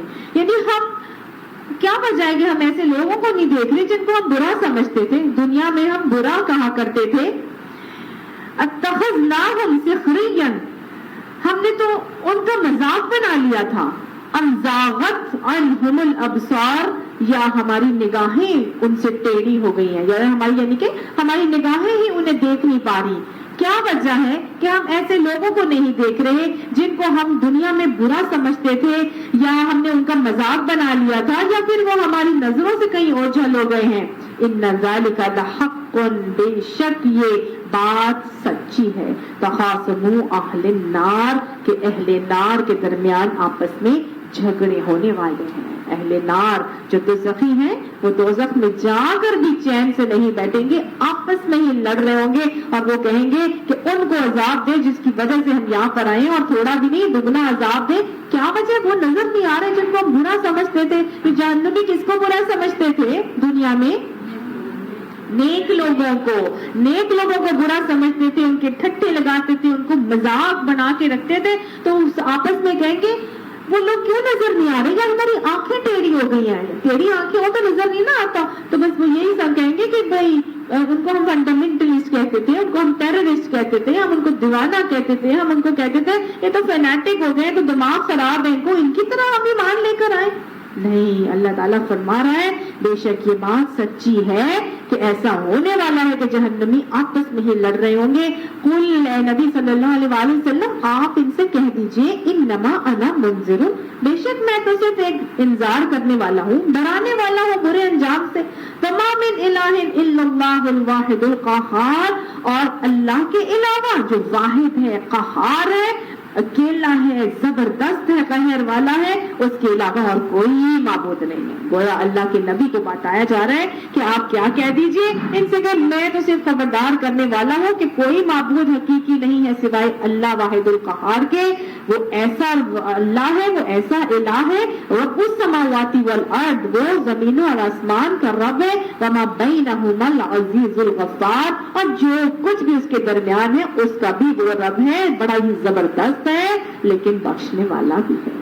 अल्लाह बख्शने वाला भी है, जबरदस्त भी है। लिहाजा अभी तक अगर शिर्क में मुब्तला हो, अभी तक अगर अल्लाह ताला की वहदानियत से इनकार कर रहे हो, अभी तक अगर अल्लाह ताला की अताअत में कमी का मामला है, तो अल्लाह बख्शने वाला है। उस इलाहु वाहिद को इलाह मान लो, अपने नफ्स की अताअत को छोड़ दो, अपने नफ्स के खुदा जो बना रखे हैं उनसे निकल आओ, अपने माशरे को जो खुदा बना रखा है, उनकी रस्म रिवाज को खुदा बना रखा है, अपने पीरों फकीरों औलिया को खुदा बना रखा है, अपने घर वालों को, अपने शौहर को खुदा बना रखा है, निकल आओ उन चीजों से, निकल आओ, अल्लाह ताला से बख्शिश तलब कर लो। उस एक इलाहु वाहिद को खुश कर लोगे तो सब कुछ मिल जाएगा। जो रब राजी तो सब राजी, और जो रब रूठे तो सब रूठे। तो अल्लाह सुब्हानहू तआला हमें सिर्फ और सिर्फ अपनी अताअत की तौफीक अता फरमाए, इखलास से अपने अकीदे में, अपनी इबादत में, अपनी कुर्बानी में, अपने हर अमल में इखलास से अमल अता फरमा के हर मौके पे अव्वाब बनने की तौफीक अता फरमाए। अगर कहीं कमी कोताही होती है तो अल्लाह अपनी दस्त कुदरत से हमें माफ फरमा दे। बेशक हम सब इस बात के गवाह हैं कि अल्लाह तू ही इलाहु वाहिद है, वाहिदुल क़हार भी तू ही है। कुल ए नबी सल्लल्लाहु अलैहि वसल्लम उनसे कह दीजिए हुवा नबाउन अज़ीम, ये बहुत बड़ी खबर है, ये बहुत बड़ी खबर है जो तुम्हें बताई जा रही है। अंतुम अन्हु मुरिज़ून, तुम इनसे एतराज करते हो। कौन सी खबर बताई जा रही है? जन्नतियों जहन्नमियों की जो खबरें अल्लाह ने यहाँ पर दी, ये बहुत बड़ी खबर है। और वो जो सारी की जो इस सूरत की शुरुआत में हमने पढ़ा था कि वो लोग मुशरिकीन मक्का क्या कहते हैं, जब वो हजरत अबू तालिब के पास आए थे तो क्या बोला था, मैं इनको कहता हूँ कि इन सारे खुदाओं को छोड़ कर बस एक कलमे को पकड़ लो तो तुम्हारा सारा अरब तो क्या अजम भी तुम्हारा ज़ेरे नकी हो जाएगा। याद आया ये वाला वाकया? तो बस यही उनका कहना था जो अल्लाह ने कुरान पाक में बताया था कि मुशरिकीन मक्का कहते हैं कि ये शख्स तो ये कहता है कि सारे खुदाओं को छोड़ के बस एक ही खुदा बना लो। ठीक है, तो अल्लाह ने उसी हकीकत को यहाँ पे बताया है। ये है एक खबर जो तुम्हें दी जा रही है कि तुम्हारा खुदा इलाहु वाहिद है, तुम्हारा खुदा इलाहु वाहिद है। हर चीज की अताअत से निकाल के अपने आप को सिर्फ इलाहु वाहिद की अताअत के सुपुर्द करके अपनी इबादत को उसी के लिए खालिस कर लो। मा काना लिया मिन इल्मिन, नहीं वो है वास्ते मेरे कोई इल्म, बिल मलाइल आला, मलाइल आला के साथ इस यख्तसिमून, जबकि वो आपस में झगड़ रहे थे, जब उनके दरमियान झगड़ा हो रहा था। यानी ये कहो है नबी सल्लल्लाहु अलैहि वसल्लम, मुझे इस बात का कोई इल्म नहीं है कि जब मलाए आला में आपस में इनके दरमियान झगड़ा हो रहा था, यूहा इलैया, नहीं वो वही की जाती है मेरी तरफ, इल्ला मगर अन्नमा अना नज़ीरुम मुबीन, ये कि मैं सिर्फ और सिर्फ तुम्हें वाज़े तौर पर खुल्लम खुल्ला बुरे अंजाम से डराने वाला हूँ। यानी नबी सल्लल्लाहु अलैहि वसल्लम आप उन्हें बता दें कि उस वक्त जब मलाए आला में झगड़ा हो रहा था ना, मुझे उसका कोई खबर नहीं। मुझे जो खबरें मैं तुम्हें देता हूँ वो वही है जो अल्लाह की तरफ से मुझ तक दी जाती है। गोया नबी सल्लल्लाहु अलैहि वसल्लम के लिए कह दिया गया कि वो आलिमुल गैब नहीं थे, वो उस वक्त मौजूद नहीं थे, کچھ لوگوں کا یہ عقیدہ آج کل کے دور میں سننے کو آ رہا ہے کہ آپ صلی اللہ علیہ وسلم ہر وقت ہر جگہ موجود ہوتے ہیں، جب سے ان کو بنایا گیا ہے وہ تب بھی موجود تھے، اور قرآن کی انہی آیات کے حوالے سے مختلف اور دوسری کو پکڑ کے، اور وہ کہتے ہیں کہ اس وقت بھی نبی صلی اللہ علیہ وسلم وہاں پہ موجود تھے، فلاں وقت بھی نبی صلی اللہ علیہ وسلم موجود تھے۔ اللہ نے اس آیت میں کہہ دیا کہ ان کو کہہ دو مجھے اس بات کا بالکل علم نہیں ہے جب ملائے اعلیٰ میں جھگڑا ہو رہا تھا۔ ملائے اعلیٰ کون سا وقت تھا؟ جب جھگڑا ہو رہا تھا۔ اللہ تعالیٰ نے آگے بتا دیا اس قال ربک للملائکۃ، جب تیرے رب نے کہا تھا واسطے فرشتوں کے انی خالق بشرا، بے شک میں بنانے والا ہوں ایک بشر من طین، مٹی سے، یعنی تخلیق آدم کے وقت نبی صلی اللہ علیہ وآلہ وسلم کے حوالے سے جو بات کہی جاتی ہے کہ آپ صلی اللہ علیہ وسلم نور سے بنے تھے، اور آپ صلی اللہ علیہ وسلم اس وقت بھی موجود تھے جب حضرت آدم علیہ السلام کو تخلیق کیا گیا تھا۔ اللہ تعالیٰ اس آیت میں فرما رہے ہیں کہہ دو کہ مجھے اس وقت کا یقین نہیں تھا، اس بارے میں مجھے بالکل معلوم نہیں ہے، ہاں وہی جو مجھ پر آتی ہے مجھے بتائی جاتی ہے میں وہ بات تم تک پہنچا دیتا ہوں۔ سمجھ آ گئی؟ تو یہاں اپنے عقیدے کی اصلاح کرنا بہت ضروری ہے کہ وہ وقت جب ملائے اعلیٰ میں جھگڑا ہو رہا تھا یہ اس وقت ہوا تھا کہ جب اللہ سبحانہ تعالیٰ نے فرشتوں کو کہا تھا کہ میں مٹی سے ایک بشر بنانے والا، فَإِذَا سَوَّيْتُهُ، بس جب میں اس کو بنا لوں گا پوری طرح سے، وَنَفَخْتُ فِيهِ مِن رُوحِي، اور میں پھونک دوں گا بیچ اس کے اپنی روح، فَقَعُوا لَهُ سَاجِدِينَ، پھر تم کیا کرنا؟ واسطے اس کے سجدے میں چلے جانا، سجدے میں گر جانا۔ فَسَجَدَ الْمَلَائِكَةُ كُلُّهُمْ أَجْمَعُونَ، بس سجدہ کر لیا ملائکہ نے، ہر ایک نے، سب کے سب۔ اب ملائکہ کو اللہ نے کہا تھا کہ میں بنا رہا ہوں ایک بشر، اور جب میں بنا لوں گا پوری طرح سے میں روح بھی پھونک دوں گا، تو تم کیا کرنا؟ سب کے سب سجدے میں چلے جانا۔ ملائے اعلیٰ میں یہ بات ہو رہی تھی، جھگڑا کب ہوا؟ جھگڑا یہ ہوا کہ فرشتوں نے کہا تھا، پیچھے پڑھ کے آ چکے ہیں، کہ اے اللہ تو ایسا بشر کیوں بنا رہا ہے جو دنیا میں جا کے فتنہ فساد کرے گا؟ تیری تسبیح اور تاکی بڑھائی تو ہم بیان کر رہے ہیں سورہ بقرہ میں، ہم اچھی طرح اس کو ڈیٹیل سے پڑھ کے آ چکے ہیں۔ تو اللہ نے کہا تھا کہ انی اعلم ما لا تعلمون، میں وہ جانتا ہوں جو تم نہیں جانتے۔ تو اللہ تعالیٰ نے ہمیں، حضرت آدم علیہ السلام کو یا انسانوں کو اس دنیا میں انی جاعل فی الارض خلیفہ، ہمیں خلیفہ نامینیٹ کر کے بنایا۔ اب جب اللہ کا حکم آیا کہ سب سجدہ ریز ہو جانا تو ملائکہ کو حکم دیا تھا، ملائکہ نے سب کے سب نے سجدہ کر لیا، کیونکہ وہ کیا کرتے ہیں؟ یفعلون ما یؤمرون، وہ کرتے ہیں جس کا انہیں حکم دیا جاتا ہے۔ وہ نوری مخلوق ہیں، وہ اللہ کے نور سے بنائے گئے ہیں، اور ان میں شر کا مادہ نہیں ہے، وہ حکم کی تابع ہیں۔ ابھی پیچھے ہم فرشتوں کی صفات اچھی طرح پڑھ کے آئے کہ وہ کثرت سے اللہ تعالیٰ کے تسبیح کرتے ہیں، سجدہ ریز رہتے ہیں، اور وہ کیا نام ہے اس کا، صف در صف اللہ کی پاکی بڑائی بیان کرتے ہیں۔ ان کے اندر ریجیکشن کرنے والا مادہ ہے ہی نہیں، لیکن اللہ ابلیس، مگر ابلیس نے، سوائے ابلیس کے۔ یہ ابلیس کون تھا؟ قرآن میں آتا ہے کانا من الجنی، یہ جن تھا، ففسق عن امر ربی، اس نے اپنے رب کے حکم سے نافرمانی کی تھی، انکار کیا تھا۔ اللہ نے حکم دیا ملائکہ کو، اور اس کے اندر ابلیس کہاں سے آ گیا؟ جن کہاں سے آ گیا؟ عبادت کی وجہ سے۔ یہ اپنی عبادت کے بلبوتے پہ اتنا اطاعت گزار فرما عبادت گزار تھا کہ اپنے عبادت کی وجہ سے یہ عالم ملکوت میں بیٹھنا شروع ہو گیا تھا۔ انسان بھی جب بہت کثرت سے عبادت کرتا ہے تو اس کا تعلق عالم ملکوت سے آ جاتا ہے، تو اس پہ کچھ چیزوں کا کشف ہونا شروع ہوتا ہے، اس کو باتیں پتہ چلنی شروع ہوتی ہے اللہ تعالیٰ کے ون ٹو ون۔ تو یہی معاملہ اس کے ساتھ بھی تھا کہ وہ عالم ملکوت میں اس طرح موجود تھا۔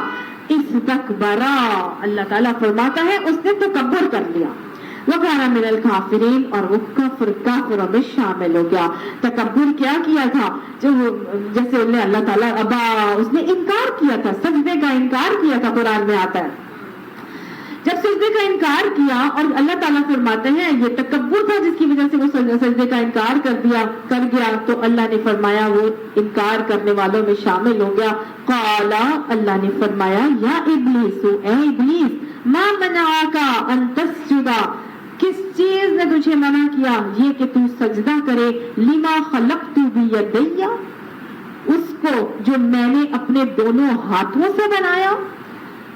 तुझे क्या चीज थी जिसकी वजह से तूने मना कर दिया सजदा करने से? उस चीज को जिसको मैंने अपने दोनों हाथों से बनाया।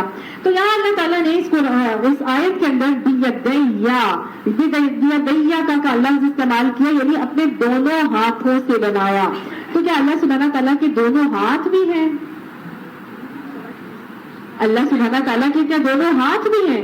जैसे हमारे हाथ हैं, जैसे हमारी आंखें हैं, जैसे हमारी पांव हैं, क्या अल्लाह ताला के भी दो हाथ मौजूद हैं? अल्लाह ताला ने मिसाल दी है। वेरी गुड, अल्लाह ताला ने इस चीज को मिसाल दी है। अल्लाह कैसा है ये हम इसको कॉम्प्रीहेंड नहीं कर सकते। अल्लाह ने ये मिसाल मेरे और आपके लिए दी है ताकि हम इस बात को समझे कि एक काम जो हमारे लिए बहुत अहम होता है उसमें हम अपने दोनों हाथ इस्तेमाल करते हैं। यानी हमारा ये नहीं होता कि हम एक हाथ से वो काम कर रहे हो और दूसरे हाथ से हम कुछ और कर रहे हो, नहीं, हम अपने दोनों हाथ एक काम के लिए इस्तेमाल करते हैं। गोया अल्लाह ताला की मुराद इससे ये है कि मैं ये समझा दूं कि मैंने अपने पूरी तमाम पूरे लज़ूम से अपनी ताकत और कुदरत को इस्तेमाल करके और तुझे बनाया है। समझ आया? तो यहाँ पे ये बात मुझे और आपको समझाने के लिए अल्लाह सुब्हानहू तआला की आंखें और हाथ और बाजू और पाँव टांगे वो हमारी तरह का जिस्म नहीं रखता। ठीक है? तो बहुत सारे लोग इस बात को इस तरह से भी लेते हैं। कुछ लोग कहते हैं अल्लाह ने अपनी ताकत का इजहार करने के लिए दोनों हाथ बताए। नहीं, मुझे और आपको समझाने के लिए कि हमें समझ आती बात वो ये कि अल्लाह ने अपनी हमें समझाने के लिए इस बात को तशबीह से बताया है कि हम इस बात को समझ सके कि हम अपने दोनों हाथों से एक काम कैसे करते हैं। जी, चलती है कि अल्लाह ने तुम्हें, अब जाहिर है कि ये बड़ा अहम काम था जो मैं कर रहा था। मैंने इसमें पूरा अपनी तवज्जो और ध्यान से एहतमाम और लज़ूम से तुझे बनाया है। समझ आई ना? तो यानी कि इंसान भी ये समझे कि मैं कोई छोटी मोटी चीज नहीं हूँ। अल्लाह ने पूरी अपनी मोहब्बत से, पूरे अपने तवज्जो से, कुछ लोग कहते हैं ना बहुत खूबसूरत कोई होता है कि अल्लाह ने बड़ी फुर्सत से तुमको बनाया होगा, है ना? तो बस ये बात है कि हम सारे ही बहुत खूबसूरत है। अल्लाह ने हमें अशरफुल मखलूकात बनाया है और अल्लाह का ये कहना कि मैंने तुझे अपने दोनों हाथों से बनाया है। तो क्या चीज तुझे मना कर गई? ए इब्लीस, इस्तकबरता, तू बड़ा बन रहा है, तू बड़ा बनने की कोशिश कर रहा है। वो बड़ा बन तो नहीं सकता था, कोशिश ही कर सकता था ना, अल्लाह के सामने को बड़ा बन नहीं सकता। तो अल्लाह ताला ने फरमाया कि क्या तू तकब्बुर कर रहा है, तू बड़ा बनने की कोशिश कर रहा है? अम कुंत मिनल आलीन, या तू कोई बहुत ही ऊंची चीज है, या तू कोई है ही बहुत ऊंची चीज। तो उसने आगे से क्या कहा? काला, उसने कहा अना खैरुम मिन, मैं इससे बेहतर हूँ। खलक़तनी मिन नार, तूने मुझे आग से बनाया, व खलक़तहु मिन तीन, और इसको तूने मिट्टी से बनाया।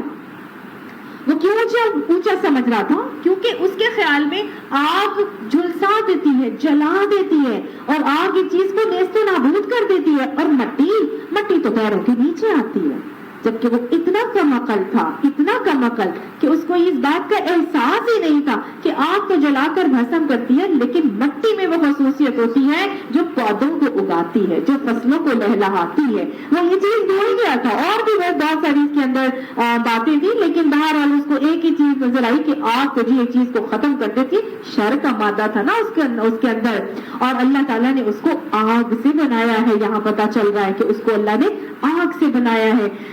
तो इस बात पे उसको बड़ा ज़ौम आया और तकब्बुर आया। तकब्बुर करके उसने अल्लाह के एक सजदे के हुक्म का इनकार कर दिया। तो अल्लाह ने फरमाया कि वकाना मिनल काफिरीन, और वो कुफ्र करने वालों में हो गया।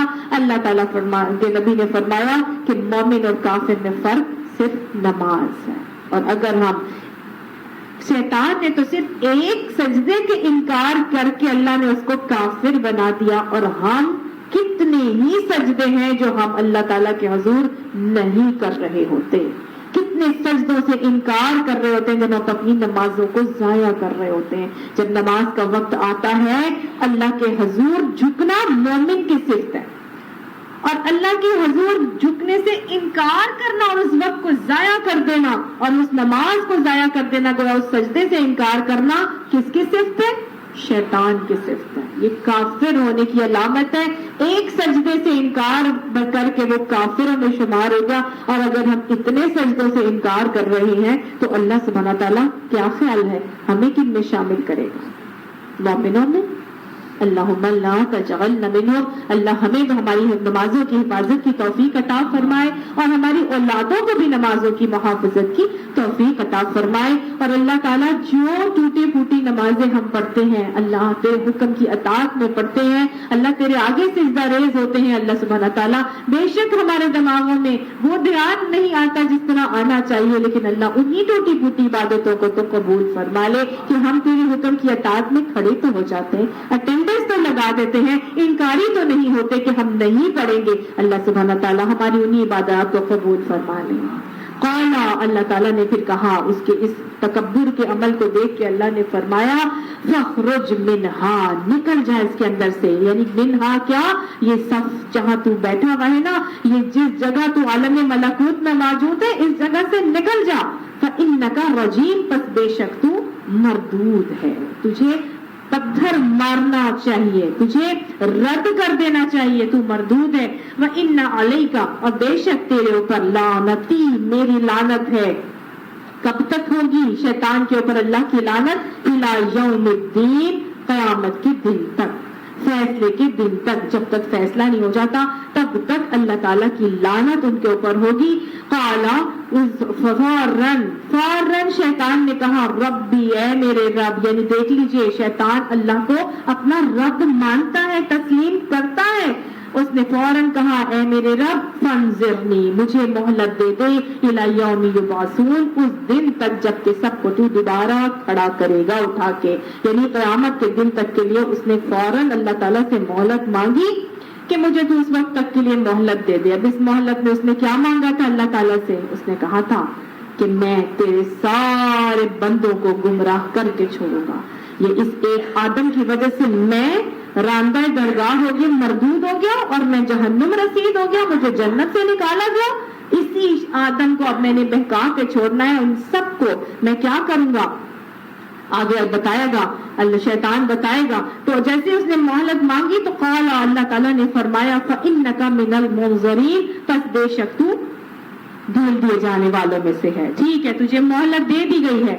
الی یوم الوقت المعلوم، طرف اس دن کے جس کا وقت مجھے معلوم ہے، صرف اللہ کو معلوم ہے کہ قیامت کب آئے گی. قالا، اس نے کہا فبعزتک، تیری عزت کی قسم. کس نے کہا؟ شیطان نے کہا. شیطان نے کہا تیری عزت کی قسم، اے میرے رب تیری عزت کی قسم. اللہ کی عزت کی قسم کھا لی اس نے، اور اس نے کہا لأغوینہم اجمعین، میں ان سب کے سب کو گمراہ کر کے چھوڑوں گا، میں ان سب کے سب کو بہکا کے چھوڑوں گا. اللہ کی عزت کی قسم کھا کے شیطان نے اللہ تعالیٰ سے عہد کیا کہ میں ان سب کو گمراہ کر کے چھوڑوں گا، مگر مگر مگر الا عبادک منہم المخلصین، مگر وہ جو تیرے خالص بندے ہوں گے نا، ان کے اوپر میرا زور نہیں چلے گا. اللہ ہمیں اپنا خالص بندہ بنا دے. اللہ ہماری اولادوں کو بھی اپنے لیے خالص کر لے. تو گویا شیطان کے حملوں سے کون بچ سکتا ہے؟ جس نے اپنی عبادت کو اللہ کے لیے خالص کر لیا ہو، جس نے اپنے سارے معاملات کو اللہ کے لیے خالص کر لیا ہو، جو ہر عبادت کو اس لیے نہیں کرتا کہ دنیا میں اس کا نام بن جائے گا، لوگ اس کو کیا کہیں گے، بلکہ وہ کس لیے کرتا ہے کہ اللہ کی نظر میں اس کا مرتبہ بڑھ جائے. وہ دنیا حاصل کرنے کے لیے نہیں، اللہ کو خوش کرنے کے لیے، اللہ کی رضا کو پانے کے لیے. وہ کہتے ہیں نا کل ان صلاتی و نسکی، بے شک میری نمازیں، میری قربانی، و محیایا و مماتی، میرا جینا اور مرنا کس کے لیے ہے؟ للہ رب العالمین. ہر کام اس کا پھر اللہ رب العالمین کے لیے. اور اسی طرح وہ اپنا ایمان مکمل کرتا ہے کہ ومن احب للہ، جس نے اللہ کے لیے محبت کی، وابغض للہ، اور اللہ ہی کے لیے بغض رکھا، وآتى للہ، اور اللہ ہی کے لیے دیا، ومنع للہ، اور اللہ ہی کے لیے رکا، فقد استکمل الایمان، اس نے اپنا ایمان مکمل کر لیا. یہ ہے وہ اللہ کے خالص چیتا بندے جو اپنا ہر عمل کس کے لیے کرتے ہیں؟ اللہ کے لیے، کیونکہ انہیں معلوم ہے قل هو اللہ احد، اللہ ایک ہے. وہ اپنے نفس کو خوش کرنے کے لیے نہیں کرتے، وہ اپنے شوہر کو خوش کرنے کے لیے نہیں کرتے، وہ اپنے گھرانے اور معاشرے اور برادری کے رسوم و رواج پہ کہ ان کے اوپر باتیں نہ ہوں یا لوگ ناراض ہو جائیں گے یا سہیلیوں کو خوش کرنے کے لیے نہیں عمل کرتے. وہ کس لیے کرتے ہیں؟ اللہ کے لیے کرتے ہیں، کیونکہ انہیں معلوم ہے کہ اللہ راضی تو سب راضی، اور اگر اللہ روٹ گیا تو سب کچھ روٹ گیا. تو یہ ہیں اللہ کے مخلص چیدہ بندے، یہ وہ لوگ ہوں گے کہ جن کے اوپر بھی شیطان کا زور نہیں چلے گا. اللہ ہمیں ان میں شامل کر لے. کوشش تو ہم بہت کرتے ہیں، اللہ ہماری کوششوں میں برکت بھی عطا فرمائے، کوئی کمی کوتاہی لفظی ہو گئی معاف فرما دے، اور اللہ ہمارے اعمال میں استقامت اور ثابت قدمی عطا فرما دے. قالا، کیونکہ ہم نسیان ہیں، ہم انسان ہیں نا، نسیان مادہ ہے ہمارا، بھولنا، ہم بھول جاتے ہیں، لیکن اللہ کو وہی پسند ہے بہت بندہ جو غلطی کرتا ہے اور بار بار اللہ کے پاس پلٹ کر آتا ہے، اواب بن جاتا ہے. اللہ تعالی ہمیں اواب بنا دے اور ہمیں اپنی کوتاہیوں پر استغفار کرنے کی توفیق بھی عطا فرما دے. قالا، فرمایا اللہ سبحانہ تعالیٰ نے، فالحق، یہ تو حق ہے، والحق اقول، اور میں تو سچ ہی کہتا ہوں. اللہ فرماتے ہیں کہ میں حق ہے اور میں سب کچھ حق ہی کہتا ہوں. لَأَمْلَأَنَّ جَهَنَّمَ، البتہ میں ضرور بھر دوں گا جہنم کو، من کا، شیطان، تجھ سے، میں ضرور بھروں گا تجھ سے، وَمِمَّن تَبِعَكَ، اور جو تیری پیروی کریں گے، منہم اجمعین، ان سب کے سب انسانوں میں سے جو تیری پیروی کریں گے، تجھے اور تیری ساری کی ساری جو ذریت، شیطان کی جو ذریت ہوگی اس سمیت اللہ سبحانہ تعالیٰ سب کو جہنم میں بھر دیں گے. ہر اس شخص کو جو یا تو شیطان کی نسل سے ہے یا شیطان کا پیروکار ہے. اللہ ہماری اولادوں کو بھی شیطان کے وسوسوں میں پھنسنے سے محفوظ فرما لیں. قل، ان سے کہہ دیجئے، ما اسألکم علیہ من اجر، میں تم سے کوئی اس کام کا اجر نہیں مانگتا. یہ جو تبلیغ کا کام کرتا ہوں، اے نبی ان سے کہہ دو میں اس تبلیغ کا تم سے کوئی اجر نہیں مانگتا. اور ہر داعی کو یہی کرنا چاہیے اور یہی سکھایا جا رہا ہے کہ وہ اپنی تبلیغ کا کوئی اجر نہیں مانگے گا، وہ اپنی تبلیغ کے کوئی پیسے نہیں لے گا. آج کسی کو اسپیکر کے طور پہ کہیں بلایا جاتا ہے تو اسپیکر پیسے لیتے ہیں اور پھر جاتے ہیں اپنا لیکچر دینے کے لیے. لیکن داعی قرآن کو کہا جا رہا ہے کہ اگر تم جاؤ گے کسی کو تبلیغ کرنے کے لیے، اللہ کی باتوں کو کرنے، تو اس کے لیے کسی اجر کا تقاضا نہیں کرو گے. وما انا من المتکلفین، اور میں بناوٹی لوگوں میں سے بھی نہیں ہوں. تو گویا داعی قرآن کو سمجھایا جا رہا ہے کہ نہ اس نے بناوٹی رہنا ہے اور نہ ہی کسی اجر کے تقاضے کر کے لیکچر کے لیے جانا ہے. تکلف اور بناوٹ سے بھی منع کیا جا رہا ہے. تکلف اور بناوٹ کب آتی ہے؟ جب اخلاص نکل جاتا ہے تو تکلف اور بناوٹ آ جاتی ہے. سمجھ آئی؟ تکلف اور بناوٹ اسی وقت آتی ہے جب انسان کے اندر سے اخلاص نکل جاتا ہے. اللہ ہمیں مخلص بنا دے. بناوٹ سے منع کیا جا رہا ہے، تکلف سے منع کیا جا رہا ہے. اچھا، تکلف جو ہے نا، وہ دیکھیں ہم تو عام طور سے کہتے ہیں کہ مہمان تکلف کرتے ہیں، ایسا ہی ہے، یا بہت میزبان تکلف کرتے ہیں، دونوں ہی کرتے ہیں. میزبان کیسے تکلف کرتا ہے؟ اپنی ضرورت، اپنی جیب سے زیادہ خرچ کر دیتا ہے اور خوب بناوٹ سے اور چیزوں سے بنا کے سنوار کے رکھتا ہے. سادگی نکلتی ہے، اخلاص نکلتا ہے تو بناوٹ اور تکلف آ جاتا ہے. اور کچھ لوگ ایسے بھی دیکھے گئے جو بہت زبردست قسم کی ڈیکوریشن کریں گے، سب کچھ کریں گے، لیکن اگر آپ ان کے گھر بار بار جائیں گے نا تو وہ چڑھتے ہیں پھر آپ سے، ان کو تکلیف ہوتی ہے کیونکہ ان کے اندر اخلاص نہیں ہوتا، بناوٹ ہی بناوٹ ہوتی ہے. وہ اپنا ایک لیول مینٹین کرنا چاہتے اور اس چیز کو قائم کرنے کے لیے وہ کبھی کبھار کو ونس ان اے بلو مون اس کے گھر چلا جاتا ہے نا تو بہت لیوش بندوبست بھی کر دیں گے، سب کچھ کریں گے، لیکن اگر آپ بار بار جائیں گے تو وہ آپ کو بوجھ سمجھنے لگے گا. کیوں کرے گا ایسے؟ کیونکہ اس کے اندر اخلاص نہیں تھا. لیکن جن کے اندر اخلاص ہوتا ہے نا وہ سادگی کی چیزیں بھی رکھ دیں گے. ہر چیز ان کے گھر جانے میں لوگ بڑے کمفرٹیبل فیل کرتے ہیں. ان کے اندر کوئی تکلف بناوٹ نہیں ہوتا. وہ کہتے ہیں وہ جیسے ہم رہ رہے، ٹھیک ہے تم لوگ آؤ آ کے رہو، اور لوگ بڑی خوشی خوشی ان کے گھر جاتے ہیں. تو یہ ایک بڑی مشہور بات ہے کہ جب تک سادگی ختم آتی ہے تو اخلاص ہوتا ہے اور لوگ جو ہے اس میں سے تکلف اور بناوٹ نکل جاتی ہے، لیکن جب اخلاص ختم ہوتا ہے تو بناوٹ آ جاتی ہے۔ اللہ تعالی ہمیں بناوٹ سے محفوظ فرمائے۔ اچھا، اسلام میں دونوں چیزوں میں میزبان کو بھی بناوٹ سے منع کیا گیا اور مہمان کو بھی بناوٹ سے منع کیا گیا۔ مہمان نوازی انبیاء کی صفت ہے، جتنا زیادہ سے زیادہ اپنی جیب کے اندر رہتے ہوئے آپ اپنے میزبان کی میزبان نوازی کرتے ہیں، اللہ کو یہ پسند ہے، اس میں منع نہیں ہے۔ حضرت ابراہیم علیہ السلام کیا کر رہے ہیں؟ پورے کے پورا بچڑا بنا ہوا لا کے رکھ دیا۔ اب کہے کوئی کہ یہ بھی تو بناوٹ تھی، یہ بھی تو تکلف نہیں، وہ انہوں نے بنایا ہے، ان کی یہ عادت ہے، انہوں نے رکھ دیا، انہیں اس سے کوئی فرق نہیں پڑتا، نہ ہی وہ کچھ ایکسپیکٹ کرتے ہیں۔ لیکن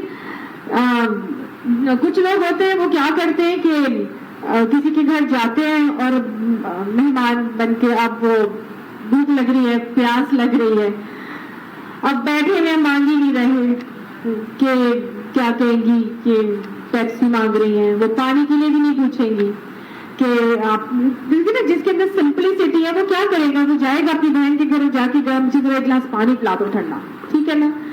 جس کے اندر تکلف اور بناوٹ ہے وہ کیا کرے گا؟ وہ بیٹھا رہے گا، چاہے اس کو جتنی مرضی پیاس لگی رہے گی کہ نہیں، اگر میں مانگوں گی تو کہیں گی کیسی ندیدی ہے کہ پیپسی مانگ رہی ہیں یا 7 اپ مانگ رہی ہیں۔ پھر ایک اور بناوٹ کا طریقہ کہ جی وہ آپ کو دیا جاتا ہے گلاس میں شربت، ڈرنک دی جاتی ہے، کچھ بھی، آپ کیا کرتے ہیں؟ اس کو نیچے سے تھوڑا سا چھوڑ دیتے ہیں کہ کیا کہیں گی؟ مہمان کہے گا، وہ میزبان کہے گا کتنی بھوکی تھی، سارا کا سارا پی گئی۔ تو ہم تو جی بہت کھاتے پیتے لوگ ہیں، ہمیں اتنی زیادہ ضرورت نہیں ہے، ہم تو جی تھوڑا سا چھوڑ دیتے ہیں۔ تو یہ ایک سٹائل ہے جو ہمارے معاشرے میں رائج ہے، یہ بناوٹ ہے، ایکچوئل سے ہٹ کر ہے۔ سمجھ آئی؟ کفران نعمت بھی ہو جاتی ہے۔ اللہ نے کہ نبی کو اللہ تعالیٰ کہہ رہا ہے کہ یہ کہہ دو کہ میں بناوٹی نہیں ہوں، میرے اندر بناوٹ نہیں ہے۔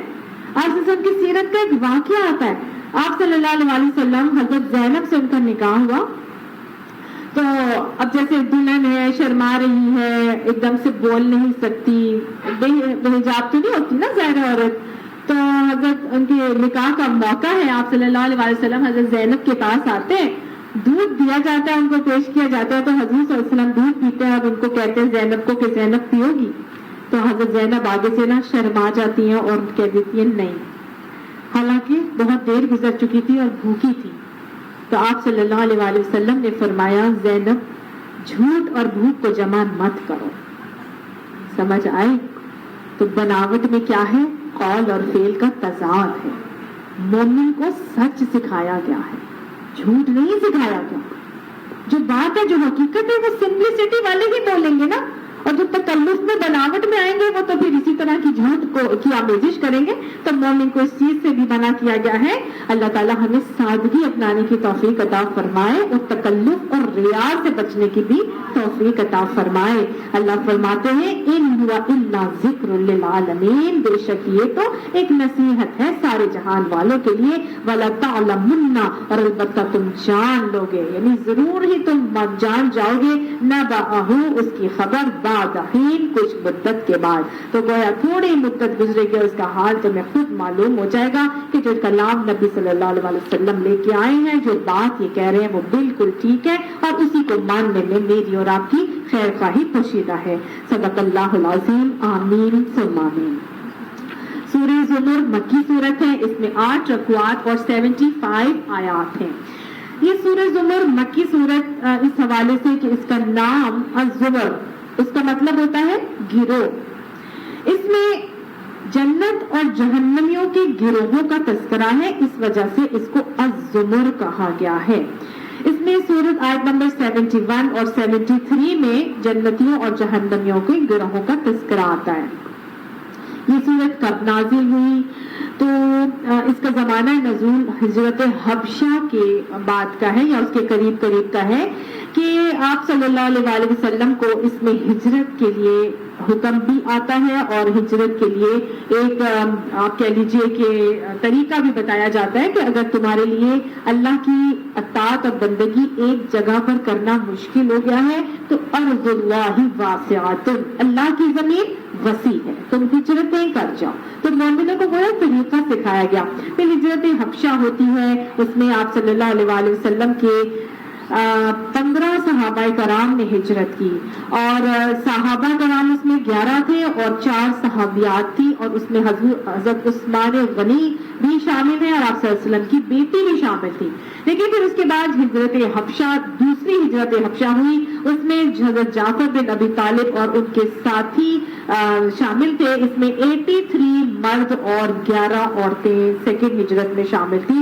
تو گویا انہوں نے ہجرت کا عزم کیا تھا، ہجرت کی، تو اللہ تعالیٰ نے ان کے لیے یہ سورت جو ہے وہ نازل کی. اس سورت کا بیسک موضوع اور مضمون کیا ہے؟ اللہ تعالیٰ نے اس میں مومنوں کو بتایا ہے عقیدہ توحید کو، بندگی کو اللہ کے لیے خالص کرنے کا ہی حکم دیا گیا ہے. ٹھیک ہے، شرک کی نفی کے ساتھ اپنی بندگی کو اللہ کے لیے خالص کرنے کا حکم دیا گیا ہے. کیوں؟ کیونکہ دین خالص اللہ کا حق ہے. اللہ کو بندگی کے لیے خالص کرنا یہ اللہ کا حق ہے، اور اسی بات کو مختلف طریقوں میں سکھایا گیا ہے. پیچھے بھی ابھی ہم نے پڑھا کہ شیطان کی چالوں سے بچنا ہے تو کیا کرنا ہے؟ اپنے آپ کو اللہ کے لیے خالص کرنا ہے. تو یہاں پر بھی اللہ تعالیٰ بھی اپنی بندگی کو اسی کے لیے خالص کرنے کی ہی بات سکھا رہے ہیں. بسم اللہ الرحمن الرحیم. تنزیل الکتاب، تنزیل ہے الکتاب کی. تنزیل کہتے ہیں گریجولی نازل ہونا، آہستہ آہستہ نازل کیے گیا ہے یہ الکتاب. اس الکتاب کو جو کہ دا بیسٹ بک ہے، اس کے جیسی دوسری اور کتاب ہے ہی نہیں. یہ اتنی کمپلیٹ، اتنی جامع، اتنی مکمل اور اتنی خوبصورت کتاب ہے. اب اس بہترین کتاب کو اللہ نے نازل کیسے کیا ہے؟ تنزیل کر کے، آہستہ آہستہ، گریجولی اینڈ سلولی. تو میں نے اور آپ نے پہلے تو یہ سمجھنا ہے جب الکتاب بہترین کتاب ہے تو اس کا علم لینے کے لیے ہم نے کون سی زندگی کا حصہ اس کو دینا ہے؟ وہ حصہ جو ہماری زندگی کا بیسٹ حصہ ہے. جب ہماری زندگی میں طاقت، صلاحیت، ہمت اور مال اور ہر قسم کی رزق کی فراوانی موجود ہو تو وہی حصہ ہماری زندگی کا بیسٹ حصہ ہے جو ہم اس الکتاب کو دینا چاہتے ہیں یا چاہیے ہمیں. اور ہمارا حال کیا ہے کہ جب ہم کسی کام کے نہیں رہتے یا جب ہم باقی ساری گھریلو ذمہ داریوں سے فارغ ہو جاتے ہیں، بچے اپنے اپنے پوتے پوتیوں والے ہو جاتے ہیں ہمارے، اور اس کے بعد جب ہم اٹھنے بیٹھنے والے بھی نہیں رہتے تو وہ عمر کا وہ حصہ جو بڑھاپے کا حصہ ہے، جب 100 بیماریاں لگ چکی ہوتی ہیں، جب ہمتیں جواب دے جاتی ہیں، اس وقت ہم آ کے اس الکتاب کے علم کو حاصل کرنا شروع کرتے ہیں. کتنا المیہ ہے، کتنی سوچنے کا مقام ہے. اللہ سبحانہ تعالیٰ اس الکتاب کا صحیح حق ہمیں ادا کرنے کی توفیق عطا فرمائے. اللہ بہترین اور لابے اس کتاب کے علم کے لیے ہمیں اس الکتاب اور القرآن کو دینے والا ہمیں خوش نصیب بنائے. ہم وہ اولادیں دیتے ہیں جو دنیاوی اعتبار سے کسی کام کی نہیں رہتی، اس کو کہتے ہیں کہ جاؤ اس کو قرآن حفظ کرا دو، جاؤ اس کو عالم بنانے کے لیے مدرسے میں ڈال دو. جو دنیاوی علم نہیں حاصل کر سکتے اس کو لے جا کے دنیا کے ریجیکٹڈ بچے ہم اٹھا کے مدرسوں کے طالب علم بنا دیتے ہیں. کتنی زیادتی ہے ہماری طرف سے جو اس دین کے لیے ہم کر رہے ہیں. اللہ سبحانہ تعالیٰ ہماری بہترین اولادوں کو اس دین کی خدمت کے لیے قبول فرمائے گا. اللہ ہماری اولادوں کو بہترین بنا کے اس دین کی خدمت کے لیے قبول کر لے. اور اللہ جو مال، جو وقت، جو صلاحیتیں، جو طاقتیں، جو اختیارات تو نے دیے، اللہ سبحانہ تعالیٰ اس دین کی حاکمیت کو قائم کرنے کے لیے ہمیں توفیق عطا فرما. اور اللہ جو پیش کر رہے ہیں انہیں قبول کر لے. اللہ قبولیت کے درجے انہیں عطا فرما. اور اللہ ان کے ذریعے سے ہمیں جنت میں داخلہ، ہمیں قبر میں آسانی، ہمیں حشر میں آسانی عطا فرما کے اللہ رسوائیوں سے محفوظ فرما لے. اب اس الکتاب کا علم حاصل کیسے کرنا ہے؟ ایک دن میں فٹ کر کے کوئی انجیکشن لگائیں گے اور ہمارے اوپر ہمارے اندر سارا کا سارا جذب ہو جائے گا؟ یا آج میں سیکھ کے گئی اور میں کل اپنی بیٹی کو گاؤں گی اور وہ سارا کچھ کرنا شروع ہو جائے گی؟ نہیں. تنزیل گریجولی، آہستہ آہستہ اللہ نے اس علم کو 23 سالوں کی مدت میں گریجولی تنزیل کر کے نازل کیا. تو مجھے اور آپ کو بھی گریجولی اس کا علم لانا ہے، اپنے اندر لے کے آتے جائیں، اصلاح کرتے جائیں، غلط اعمال نکالتے جائیں، تزکیے کا معاملہ ہوتا جائے گا، اچھے اعمال آتے جائیں گے، گریجولی کرتے رہیں اور اللہ سے ثابت کرنے کی دعائیں مانگیں، کیونکہ یہ الکتاب تنزیل ہوئی کس کی طرف سے؟ من اللہ العزیز الحکیم، اس زبردست حکمت والے رب کی طرف سے نازل ہوئی۔ اللہ نے دو صفات کا تذکرہ کیا، عزیز بھی ہے، حکیم بھی ہے۔ وہ ایسا حکیم رب ہے کہ اس کے ہر فیصلے میں حکمت ہے، اس کے ہر حکم میں حکمت ہے۔ اس نے اس القرآن حکمت بھرا قرآن اتارا، اس قرآن کا نام بھی اس نے الحکیم رکھا۔ اس قرآن کو پڑھنا بھی ہے، تنزیل کا معاملہ کر کے اس سے علم بھی لینا ہے اور اس کی حکمت بھری باتوں کو سیکھنا بھی ہے، کیونکہ اس الحکیم رب نے اپنے علم کا ایک حصہ مجھے اور آپ کو اس قرآن میں عطا کیا ہے۔ اس کی حکمتوں کو سیکھنا ہے، اس کی حکمتوں کے مطابق عمل کرنا ہے، اس کی حکمتوں کو سیکھ کر ان کو حکمت کے طریقے سے اپنی زندگیوں پر رائج کرنا ہے، نافذ کرنا ہے، اور دعوت دینے کے حکمت عملی کے طریقے بھی اس سے مجھے اور آپ کو سیکھنے ہیں، کیونکہ اگر نہیں کریں گے تو وہ رب کیسا ہے؟ العزیز بھی ہے۔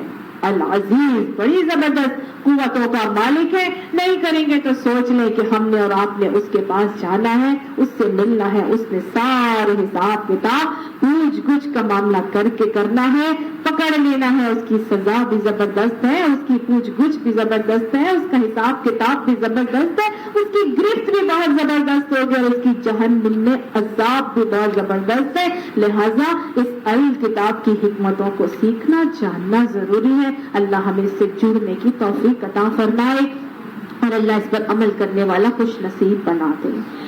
اِنَّا أَنزَلْنَا إِلَيْكَ الْكِتَابَ، اب یہ کتاب میں نے نازل کہاں کی؟ کس کی طرف بھیجی تھی؟ بے شک ہم نے نازل کیا ہے، ہم نے نازل کیا ہے اس کو، اے نبی صلی اللہ علیہ وسلم، الیکا، اس الکتاب کو آپ کی طرف نازل کیا ہے، بالحق، حق کے ساتھ۔ تو آپ کیا کیجئے اے نبی، ہم نے تو اس کتاب کو آپ کی طرف نازل کیا ہے اور بالکل حق کے ساتھ نازل کیا ہے۔ فَاعْبُدِ اللَّهَ، آپ اللہ کی عبادت کیجئے، آپ صرف اور صرف اللہ کے بندے بن جائیے۔ عبادت کہتے ہیں عبد سے نکلا، عبد کہتے ہیں غلام کو، بندہ غلام، جیسے غلام آقا اس کو جو حکم دیتا ہے، جیسے جہاں جب جتنا جو حکم دیتا جاتا ہے، غلام کیا کرتا ہے؟ آنکھیں بند کر کے اپنے مالک کی اطاعت کرتا چلا جاتا ہے۔ تو اللہ کے نبی کو حکم دیا کہ فَاعْبُدِ اللَّهَ، آپ اللہ کی عبادت اور بندگی کیجیے، آنکھیں بند کر کے بلا چوچرا جو حکم آپ کو جب جہاں جیسے دیا جائے گا کرتے جائیے۔ کیسے؟ مخلص اللہ الدین، دین کو خالص کر کے، اخلاص سے دین کو خالص کر کے۔ اب پھر اخلاص کی بات آ رہی ہے، گویا اللہ کو ایک ماننا ہے، الہ واحد کا اخلاص۔ دوسرا، ہمارے ہر عمل اللہ کے لیے ہو، اس میں کوئی ریا نہ ہو، دنیا کو دکھانے کے لیے نہ ہو۔ اور تیسرا اخلاص یہ کہ صرف اللہ کو راضی کرنے کے لیے اور اس کی ناراضگی سے بچنے کے لیے جب عمل ہوں گے تو انشاءاللہ ہم مخلص بندوں میں شامل ہوں گے۔ اللہ نے یہاں بتا دیا مخلص اللہ الدین کر کے اللہ کی بندگی اور اطاعت کر کے چلنا ہے۔ تو گویا اپنے سارے کے سارے کھانے پینے، اٹھنے بیٹھنے، سونے جاگنے، معاشرت، معیشت، اپنے شادی بیاہ، رسوم و رواج، اپنی خوشی غمی تہوار، سب میں کس کے لیے کام کرنا ہے؟ اللہ کے لیے کام کرنا ہے۔ ہر شعبہ زندگی کو اللہ کے لیے خالص کر لو۔ نبی کو حکم دیا جا رہا ہے، ان کے توسل سے مجھے آپ کو سب کو حکم دیا جا رہا ہے، اخلاص اللہ کا مطالبہ ہے۔ ٹھیک، اخلاص اللہ کا مطالبہ ہے اور یہاں اللہ تعالیٰ اسی مطالبے کو اپنے لیے پسند بھی کر رہے ہیں اور پسندیدہ جذبہ ہے اور اللہ کو مومن سے مطلوب اور مقصود بھی ہے۔ اللہ نے کہہ دیا للہ الدین الخالص، دین خالص اللہ کا حق ہے، اسی لیے اللہ کے حق کو، اللہ کو اس کا حق دو، اس سے اپنے دین کو اسی کے لیے خالص کرو۔ والذین اتخذوا من دونہ اولیاء، اور وہ لوگ جو اللہ کے علاوہ دوسروں کو سرپرست بنا کے رکھتے ہیں، ما نعبدہم، نہیں وہ عبادت کرتے ان کی الا لیقربونا الی اللہ زلفا، مگر اس لیے کہ وہ یہ کہتے ہیں کہ یہ ہمیں اللہ کے قریب کر دیں گے، اللہ تک وہ ہماری رسائی کرا دیں گے۔ تو وہ یہاں بتایا جا رہا ہے کہ اللہ کو چھوڑ کر جو دوسرے انہوں نے سرپرست بنا لیے وہ ان کی عبادت اس لیے کرتے ہیں کہ وہ یہ کہتے ہیں کہ یہ ہمیں اللہ تک پہنچا دیں گے، اللہ کے قریب کر دیں گے، اللہ تک ہماری رسائی کرا دیں گے۔ عام طور سے ایسا ہی ہوتا ہے، جو قبروں پر جانے والے، مزاروں پر جانے والے لوگ ہیں، ان سے اگر کوئی پوچھے کہ آپ خود کیوں نہیں دعا کرتے تو وہ یہی کہتے ہیں ہم وہاں اس لیے جاتے ہیں تاکہ وہ اللہ کے نیک لوگ تھے، ہم ان سے کہتے ہیں دعا کے لیے تو وہ اللہ تک ہماری دعا پہنچا دیں گے، ہماری رسائی کرا دیں۔ ایسی ہی بات ہے، یہی بات اس زمانے میں بھی تھی، اسی لیے انہوں نے اتنی نیک بزرگوں کی شبیہات بنا کے بت بنا رکھے تھے، اور وہ کہتے تھے ہم ان کو خوش کرتے ہیں تاکہ یہ آگے اللہ تک ہمیں ہماری بات کو پہنچا دیں، ہماری سفارش کر دیں، ہم ان کو پکڑیں گے اور یہ پیچھے پیچھے ہم ان کے چلتے چلتے جو ہے وہ ہمارا معاملہ بھی صحیح ہو جائے گا اور ہم جنت میں پہنچ جائیں گے۔ وہ کہتے ہیں ہم اللہ کو مانتے ہیں، ہم ان کو تو صرف اس لیے خوش کرتے ہیں، ان کی عبادت اس لیے کرتے ہیں تاکہ یہ اللہ تک ہماری رسائی کروا دے۔ اللہ تعالیٰ نے فرما دیا تھا مجھے کسی وسیلے کی ضرورت نہیں ہے، وَإِذَا سَأَلَهُمْ عِبَادِي عَنِّي، جب میرے بندے میرے بارے میں پوچھیں گے تو ان سے کہنا فَإِنِّي قَرِيبٌ، میں تو ان کے قریب ہوں، اجیب دعوت الداعی اذا دعان، میں ہر پکارنے والے کی پکار کا جواب دیتا۔ اگر یہ مجھے ڈائریکٹلی 1 to 1 کر کے پکاریں گے تو انہیں کسی سیکنڈ چینل کی ضرورت نہیں ہوگی۔ میں نے پہلے بھی آپ کو مثال دی تھی، ہم ریسٹورینٹ میں کھانا کھا رہے ہوں اور وہاں پاکستان کا پریزیڈنٹ سمجھے عمران خان وہاں پر آ جائے اور وہ آ کے ہم سے کہے کہ مانگو کیا مانگتی ہو، جو تم نے کہنا ہے میں تمہاری ابھی بات پوری کر دوں گا، تو میں آگے سے کہوں کہ آپ ٹھہر جائیں، میں آپ کو سوچ کے کل بتاؤں گی، پھر میں جاؤں وہاں پر کسی اور کو پکڑوں، مجھے اس کو سیکرٹری اور فلانے دمکانے اس کو پکڑوں اور میں اس کو کہوں تم عمران خان کو کہنا وہ میرا یہ کام کرا دے۔ عمران خان میرے سامنے کھڑا ہے، وہ مجھے کہتا ہے مجھے بولو جو کہو گی میں تمہاری بات پوری کر دوں گا، اور میں کہوں کہ نہیں میں آپ کو نہیں کہہ سکتی، آپ کو نہیں کہہ سکتی، میں آپ کے سیکرٹری کو بتا دوں گی اور وہاں سے آپ میرا کام کر دینا۔ جب اللہ مجھے کہہ رہا ہے، میں ایک مثال آپ کو دے رہی ہوں سمجھنے کے لیے، نعوذ باللہ، میں عمران خان کو اللہ سبحانہ تعالیٰ کے ساتھ وہ نہیں کر رہی، میں ایک انسانی لیول پہ جا کے وہ بات کر رہی ہوں۔ ہم تو بے وقوف ہوں گے نا کہ ہم اس کو کہیں ہی نہ کہ آپ میرا یہ کام کرا دیں، میں کہوں نہیں میں آپ سے کیسے کہوں، میری ٹانگیں کانپ رہی ہیں، میرا ہاتھ پاؤں جواب دے گئے، میرے اعصاب چل گئے، میں آپ سے نہیں کہہ سکتی۔ ہم تو بھی پاگل ہوئے نا۔ جب اللہ سبحانہ تعالیٰ اسی طرح کہتا ہے میں تمہارے بالکل قریب ہوں، تمہیں میرے تک پہنچنے کے لیے کسی سہارے کسی وسیلے کی ضرورت نہیں ہے، تم صرف ڈائریکٹلی میرے سے مانگو گے، میں تم تک بات تمہاری پہنچاؤں گا، میں سنوں گا بھی، میں تمہاری تکلیف کو دور بھی کروں گا۔ اللہ نے یہ بھی نہیں کہا کہ مومن ہو گے تو میں تکلیف کو دور کروں گا، امن یجیب المضطر اذا دعاہ فیکشف السوء، جو مضطرب دل سے پکارے گا اللہ اس کی تکلیف کو دور کرے گا۔ یہ عقیدہ اللہ تعالیٰ ہمیں عطا فرما دے، یہ توکل اللہ تعالیٰ ہمیں عطا فرما دے۔ یہاں اللہ نے وجہ بتا دی کہ وہ جن کی عبادت کرتے ہیں وہ اسی لیے کرتے ہیں کہ وہ کہتے ہیں کہ یہ ہمیں اللہ تک قریب کر دیں گے، اللہ تک ہماری رسائی کر دیں گے اور ہمیں اللہ تک ہماری باتیں پہنچا دیں گے۔ ان اللہ یحکم، بے شک اللہ وہ حکم دیتا ہے، بینہم تمہارے درمیان، فیما ہم فیہ یختلفون، کہ یہ جو ساری کے ساری باتیں کر رہے ہیں نا، جو اختلاف کی باتیں کر رہے ہیں، اللہ تعالیٰ اس کا فیصلہ حکم کر دے گا تمہارے درمیان ان ساری باتوں کے بارے میں جو یہ کر رہے ہیں۔ ان اللہ لا یہدی، بے شک اللہ وہ ہدایت نہیں دیتا، من ہوا کاذب کفار، اس شخص کو جو جھوٹا اور انکار حق والا ہو، منکر حق اور جھوٹے کو اللہ ہدایت نہیں دیتا۔ تو گویا اللہ نے بتا دیا یہ ساری باتیں کرنے والے کیا ہیں، جھوٹے ہیں، یہ جھوٹ کر رہے ہیں، اللہ ایسے کوئی کام اللہ نے حکم نہیں دیے۔ اللہ نے تو کہہ دیا تھا میرے پاس آؤ گے، مجھ سے پکارو، میں سب کچھ تمہاری پکار سنوں گا بھی۔ تو یہ ایسے معاملات کرنے والے جھوٹ کر رہے ہیں۔ اللہ نے کہا لو اراد اللہ، اگر اللہ ارادہ کرتا، ان یتخذ ولدا، کہ وہ کسی کو اپنا بیٹا بنا لیتا، واصطفیٰ، البتہ چن لیتا مما یخلق ما یشاء، اپنی تخلیق میں سے جس کو چاہتا وہ بیٹے کے لیے چن لیتا. اگر اللہ نے چننا ہی ہوتا تو خود ہی چن لیتا، تمہارے بنانے سے تھوڑی وہ بنائے گا. سبحانہ، لیکن وہ ان ساری باتوں سے پاک ہے. اور اللہ الواحد القہار، اللہ ایک ہی ہے، اکیلا ہے اور زبردست اور قہار اور سب پر غالب ہے. خلق السماوات والارض بالحق، اس نے آسمانوں اور زمین کو حق کے ساتھ بنایا. یکبر اللیل علی النہار، وہ لپیٹ لیتا ہے رات کو اوپر دن کے. ویکبر النہار علی اللیل، اور وہ لپیٹ لیتا ہے دن کو اوپر رات کے. مسخر الشمس والقمر، اور مسخر کر دیا اس نے سورج کو اور چاند کو. کل یجری لاجل مسمى، ہر چیز اپنے وقت مقرر کی طرف چل رہی ہے. اللہ هو العزیز الغفار، خبردار ہو جاؤ وہ بہت زبردست ہے، بخشنے والا ہے.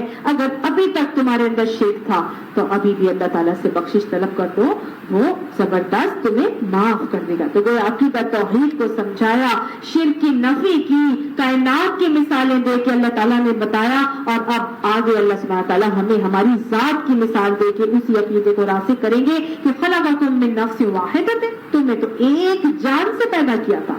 ثم جعل منها زوجها، پھر تمہارے جوڑے اس میں سے بنا دیے. وانزل لكم من الانعام ثمانية ازواج، اور تمہارے لیے اتارے مویشی 8 جوڑے نر اور مادہ کے اللہ نے پیدا کیے میرے اور آپ کے لیے تاکہ ہم ان کو کھا سکیں. یخلقکم فی بطون امہاتکم، وہ پیدا کرتا ہے بناتا ہے تم کو تمہاری ماؤں کے پیٹوں میں. خلقا، بنانا. من بعد خلق فی ظلمات ثلاث، ایک کے بعد ایک، تین تہوں میں پردوں کی وہ تمہیں بناتا چلا جاتا ہے، چینج کرتا ہے تمہاری شکلیں. ایک لوتھڑا آتا ہے، نہیں پہلے ایک سیل آتا ہے خلیہ، اس کے بعد پھر وہ کیا بنتا ہے، وہ جمع ہوتا ہے، پھر وہ لوتھڑا بنتا ہے، پھر اس میں ہڈیاں آتی ہیں، پھر گوشت پوشت چڑھایا جاتا ہے، پھر اللہ تعالیٰ پورا ایک بچہ بنا کے اللہ سبحانہ تعالیٰ ہماری تخلیق کر دیتا ہے. اور کہاں کر رہا ہے؟ تین تاریک پردوں کے اندر، ماؤں کے پیٹوں کے اندر. یہ 3 تاریک پردے کون سے ہیں؟ سب سے پہلے جو ہماری ایبڈومینل وال ہے، جو مسلز ہیں ہمارے، اس کے بعد اگلا کیا ہے؟ یوٹرس کی وال.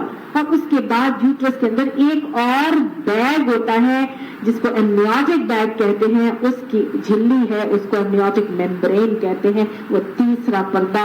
یہ 1400 سال سے زیادہ، 1450 سال گزر چکے ہیں. اس وقت سائنس نے اتنی ترقی نہیں کی تھی کہ یہ 3 باریک پردوں کو جان سکے. یہ بھی کہا جاتا ہے کہ میزوڈرم، اینڈوڈرم اور ایکٹوڈرم، یہ 3 لیئرز ہوتی ہیں یوٹرس کی والز کی. اور یہ یا وہ یا یہ 3 باریک پردے، جو بھی کہہ لیجئے، اللہ سبحانہ تعالیٰ بہترین علم رکھنے والا ہے. اس نے اپنے علم کا خزانہ اس میں مجھے اور آپ کو دیا. یقین مانیے کہ وہ جنہوں نے ایمبریولوجی کا سبجیکٹ نکالا، کیفل نور، ان آیات کو پڑھ کے وہ مسلمان ہو گیا. اس نے باقاعدہ طور پہ پوری قرآن پاک کے اندر سے نکالی آیات کی تخلیق انسان کیسے ہوتی ہے اور کیا ایمبریولوجیکل اسٹڈیز بتاتی ہے. ان باتوں سے وہ شخص مسلمان ہو گیا. اللہ تعالیٰ کا علم ہے. اللہ نے بتایا اس وقت جب کہ کوئی بھی نہ جانتا تھا. یہ ایسے اللہ تعالیٰ انسان کی تخلیق کرتا ہے. اللہ فرماتا ہے کہ ذالکم اللہ ربکم، یہ ہے اللہ تمہارا رب. لہ الملک، اسی کے لیے بادشاہت ہے. لا الہ الا ہوا، اس کے علاوہ کوئی معبود نہیں ہو سکتا. فانا تصرفون، تم کدھر بہکائے جا رہے ہو؟ یہ دیکھو میں تمہیں کیسے پیدا کرتا ہوں. 3 پردوں کے اندر بھی میں نے ایک فلوئڈ رکھا ہوا ہے. اللہ نے اس کے اندر بھی ایک فلوئڈ رکھا ہے جس کو امنیوٹک فلوئڈ کہتے ہیں. کچھ سی اوپر اور نیچے اگر یہ ہو جائے تو وہ بچہ یا تو شرنک ہو جاتا ہے یا خراب ہو جاتا ہے یا اس بچے کی ڈیتھ ہو جاتی ہے. وہ اتنی سی، وہ ہر پریشر کو کنٹرول کر رہا ہے. وہ جو امنیوٹک بیگ کے اندر وہ جو فلوئڈ ہے اس کو بھی اللہ کنٹرول کر رہا ہے. اور اس کنٹرول کے بعد پھر ایک بچہ نکل کے آتا ہے ہمارے سامنے. یہ اللہ ہے. اللہ فرماتا ہے میں ہوں اللہ تمہارا رب، تم کدھر بہکائے جا رہے ہو؟ ان تکفروا، اگر تم کفر کرو گے، انکار کرو گے، فإن اللہ غنی عنکم، بے شک اللہ سبحانہ تعالیٰ تم سے غنی ہے. اللہ تعالیٰ غنی ہے. اس کو کوئی فرق نہیں پڑتا کہ ہم اس کی عبادت کرتے یا نہیں کرتے، یا ہم اس کی فرما برداری کرتے ہیں یا نہیں کرتے، یا ہم اس کا شکر کرتے یا نہیں کرتے، یا ہم اس کا کفر کرتے یا نہیں کرتے. اللہ کو کسی چیز سے کوئی فرق نہیں پڑتا. وہ غنی ہے.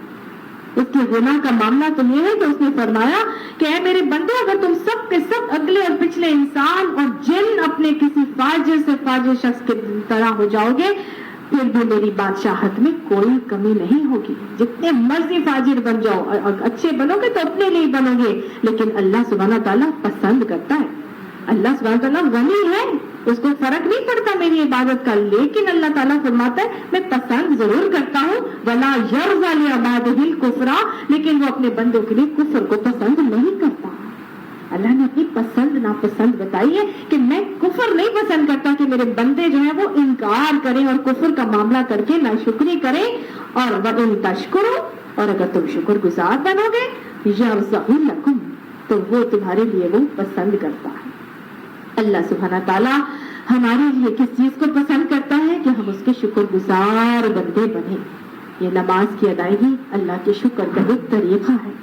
अल्लाह हमें नमाजों को कायम करने की तौफीक अता फरमाए। अब अल्लाह सुब्हानहू तआला ने यहाँ अपनी पसंद का ख्याल का हमें एक पैमाना बता दिया कि मैं इस चीज को पसंद नहीं करता, इस चीज को पसंद करता हूँ। हम अपना मुहासबा करें तो हम अपने इर्द गिर्द वालों की पसंद नापसंद का कितना ख्याल रखते हैं ना। हम अपनी औलाद की पसंद नापसंद का ख्याल रखते हैं, उसको ये खाने में पसंद है, ये पहनने में पसंद है, वो नाराज ना हो जाए, वो ये देख के खुश होगा या होगी, हम कितना ख्याल रखते हैं। अपने शौहरों के लिए करते हैं कि उनको ये चीज पसंद है, हम ये चीज कर लें। वो पहनते ही नहीं कपड़े जो अपने शौहर को पसंद नहीं, वैसा काम ही नहीं करना जो हमारी माँ को पसंद नहीं। ऐसा है कि नहीं? हम कितना अपने प्यारों की पसंद नापसंद का ख्याल रखते हैं कि हम अल्लाह की पसंद नापसंद का इतना ख्याल रखते हैं। अपना अपना मुहासबा करने की जरूरत है। अल्लाह ताला हमें अपनी पसंद का बनाता है। अल्लाह हमारी पसंद को अपने लिए खालिस कर ले। अल्लाह हमारी पसंद को ही ऐसा बना दे कि हम हर अल्लाह की अताअत को अपनी मर्जी बना ले।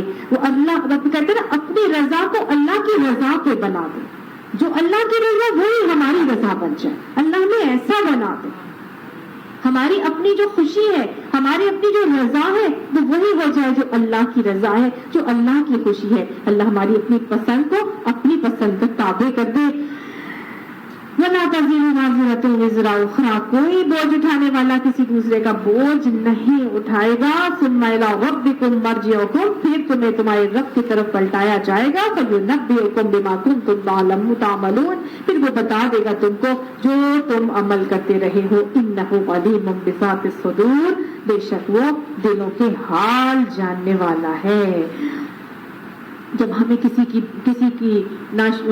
का बोझ ही नहीं उठाना, तो फिर हम किसी की पसंद नापसंद की खातिर अपने रब को क्यों नाराज करें। अल्लाह ने बता दिया तुम किसी का बोझ नहीं उठाओगे, कोई तुम्हारा बोझ नहीं उठाएगा, तुम सबको अल्लाह की तरफ पलटाया जाना है। लिहाजा वो बताएगा कि कहां कहां तुमने दूसरे की पसंद की खातिर रब की पसंद को ठुकराया था, रब को नाराज करा था। अल्लाह हर अमल हमारा हमको बता देगा। अल्लाह सुब्हानहू तआला हमारी फिक्र अता फरमा दे कि हम इस बात पर राजी हो जाएं कि हमारा रब हमसे राजी हो जाए। सदक़ल्लाहुल अज़ीम। आमीन सुम्मा आमीन।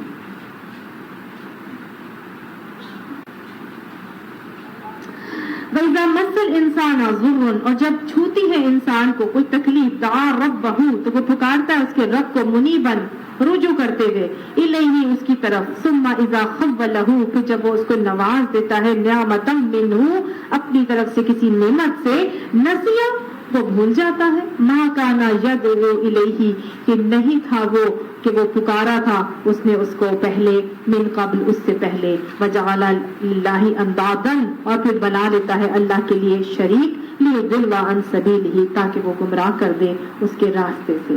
तो गोया यहाँ अल्लाह ताला ने बताया कि जब भी इंसान को कभी कोई परेशानी, दुख, आफत, तकलीफ, मुसीबत आती है, कोई तंगी आती है, तो वो अपने रब की तरफ रुजू करके उसको पुकारता है। फिर जब उसका रब उसको अपनी नेमत से नवाज देता है तो वो उस पर भूल जाता है, मुसीबत को भूलता है, और वो ये भूल ही जाता है कि वो किसको पहले पुकार रहा था, और दूसरों को उसका हमसर ठहराने लगता है ताकि उसकी राह से गुमराह करते। मैंने कई दफा आपको ये बात समझा चुकी हूँ कि हम किस वक्त अल्लाह को पुकारते हैं, और जब वो तकलीफ खत्म होती है तो फिर हम कहते हैं डॉक्टर बहुत अच्छी थी, हाँ वो मेरी अम्मी ने ये काम कर दिया, हाँ वो मुझे वो बंदा मिल गया था जिसकी वजह से मेरा ये काम हो गया। और جب نہیں ہو رہا ہوتا تو اللہ کے سامنے بیٹھ کے گڑگڑا رہے, اللہ میاں میرا میں یہ کام کرا دے, اللہ میاں میری یہ مصیبت کو ٹال دے. ہوتا ہے نا, یہی شکوہ اللہ ان آیات میں کر رہے ہیں, کیونکہ یہ بہت دفعہ ہم کر چکے ہیں, اس لیے میں بات ڈیٹیل سے نہیں جاؤں گی. اے نبی صلی اللہ علیہ وآلہ وسلم, قول ان سے کہہ دیجئے تمتع بکفرک قلیلا, کہ اس سے کہیں کہ تھوڑا سے دن اپنے کفر سے لطف اٹھا لو. انک من اصحاب النار, تم بے شک دوزخیوں میں ہونے والے ہو. یہ کس کے لیے کہا جا رہا ہے؟ ظاہر ہے اس نے اللہ کے علاوہ دوسرے کو شریک ٹھہرا دیا تھا, تو ان الشرک لظلم عظیم, اس نے تو ظلم عظیم کا معاملہ کر لیا, لہٰذا وہ جہنمیوں میں ہوگا. امن ہوا قانت, کیا وہ شخص جو قانت ہے مطلب فرما مطیع فرمان ہے, آنا اللیل ساجدا, رات کی گھڑیوں میں سجدہ ریز ہوتا ہے, وہ قائما, اور کھڑا بھی رہتا ہے, قیام بھی کرتا ہے رات کی گھڑیوں میں, فرما بردار شخص ہے. یحذر الآخرۃ, وہ قیامت سے ڈرتا ہے, آخرت سے ڈرتا ہے. ویرجو رحمت ربہ, اور وہ اللہ اپنے رب کی رحمت کا امیدوار بھی ہے. یعنی ایسا کوئی شخص کوئی ہو سکتا ہے جو کفر والے ہیں, جو اصحاب نار ہیں, ان سے یہ شخص کتنا مختلف ہوگا جو ایسا کرتا ہے. قل, ان سے کہہ دیجیے, هل يستوي الذين يعلمون والذين لا يعلمون, کیا وہ شخص جو علم نہیں رکھتا اور وہ جو علم رکھتا ہے برابر ہو سکتے ہیں؟ انما یتذکر اولو الالباب, بے شک صرف نصیحت وہی پکڑتے ہیں جو سیانے اور سمجھدار ہوتے ہیں.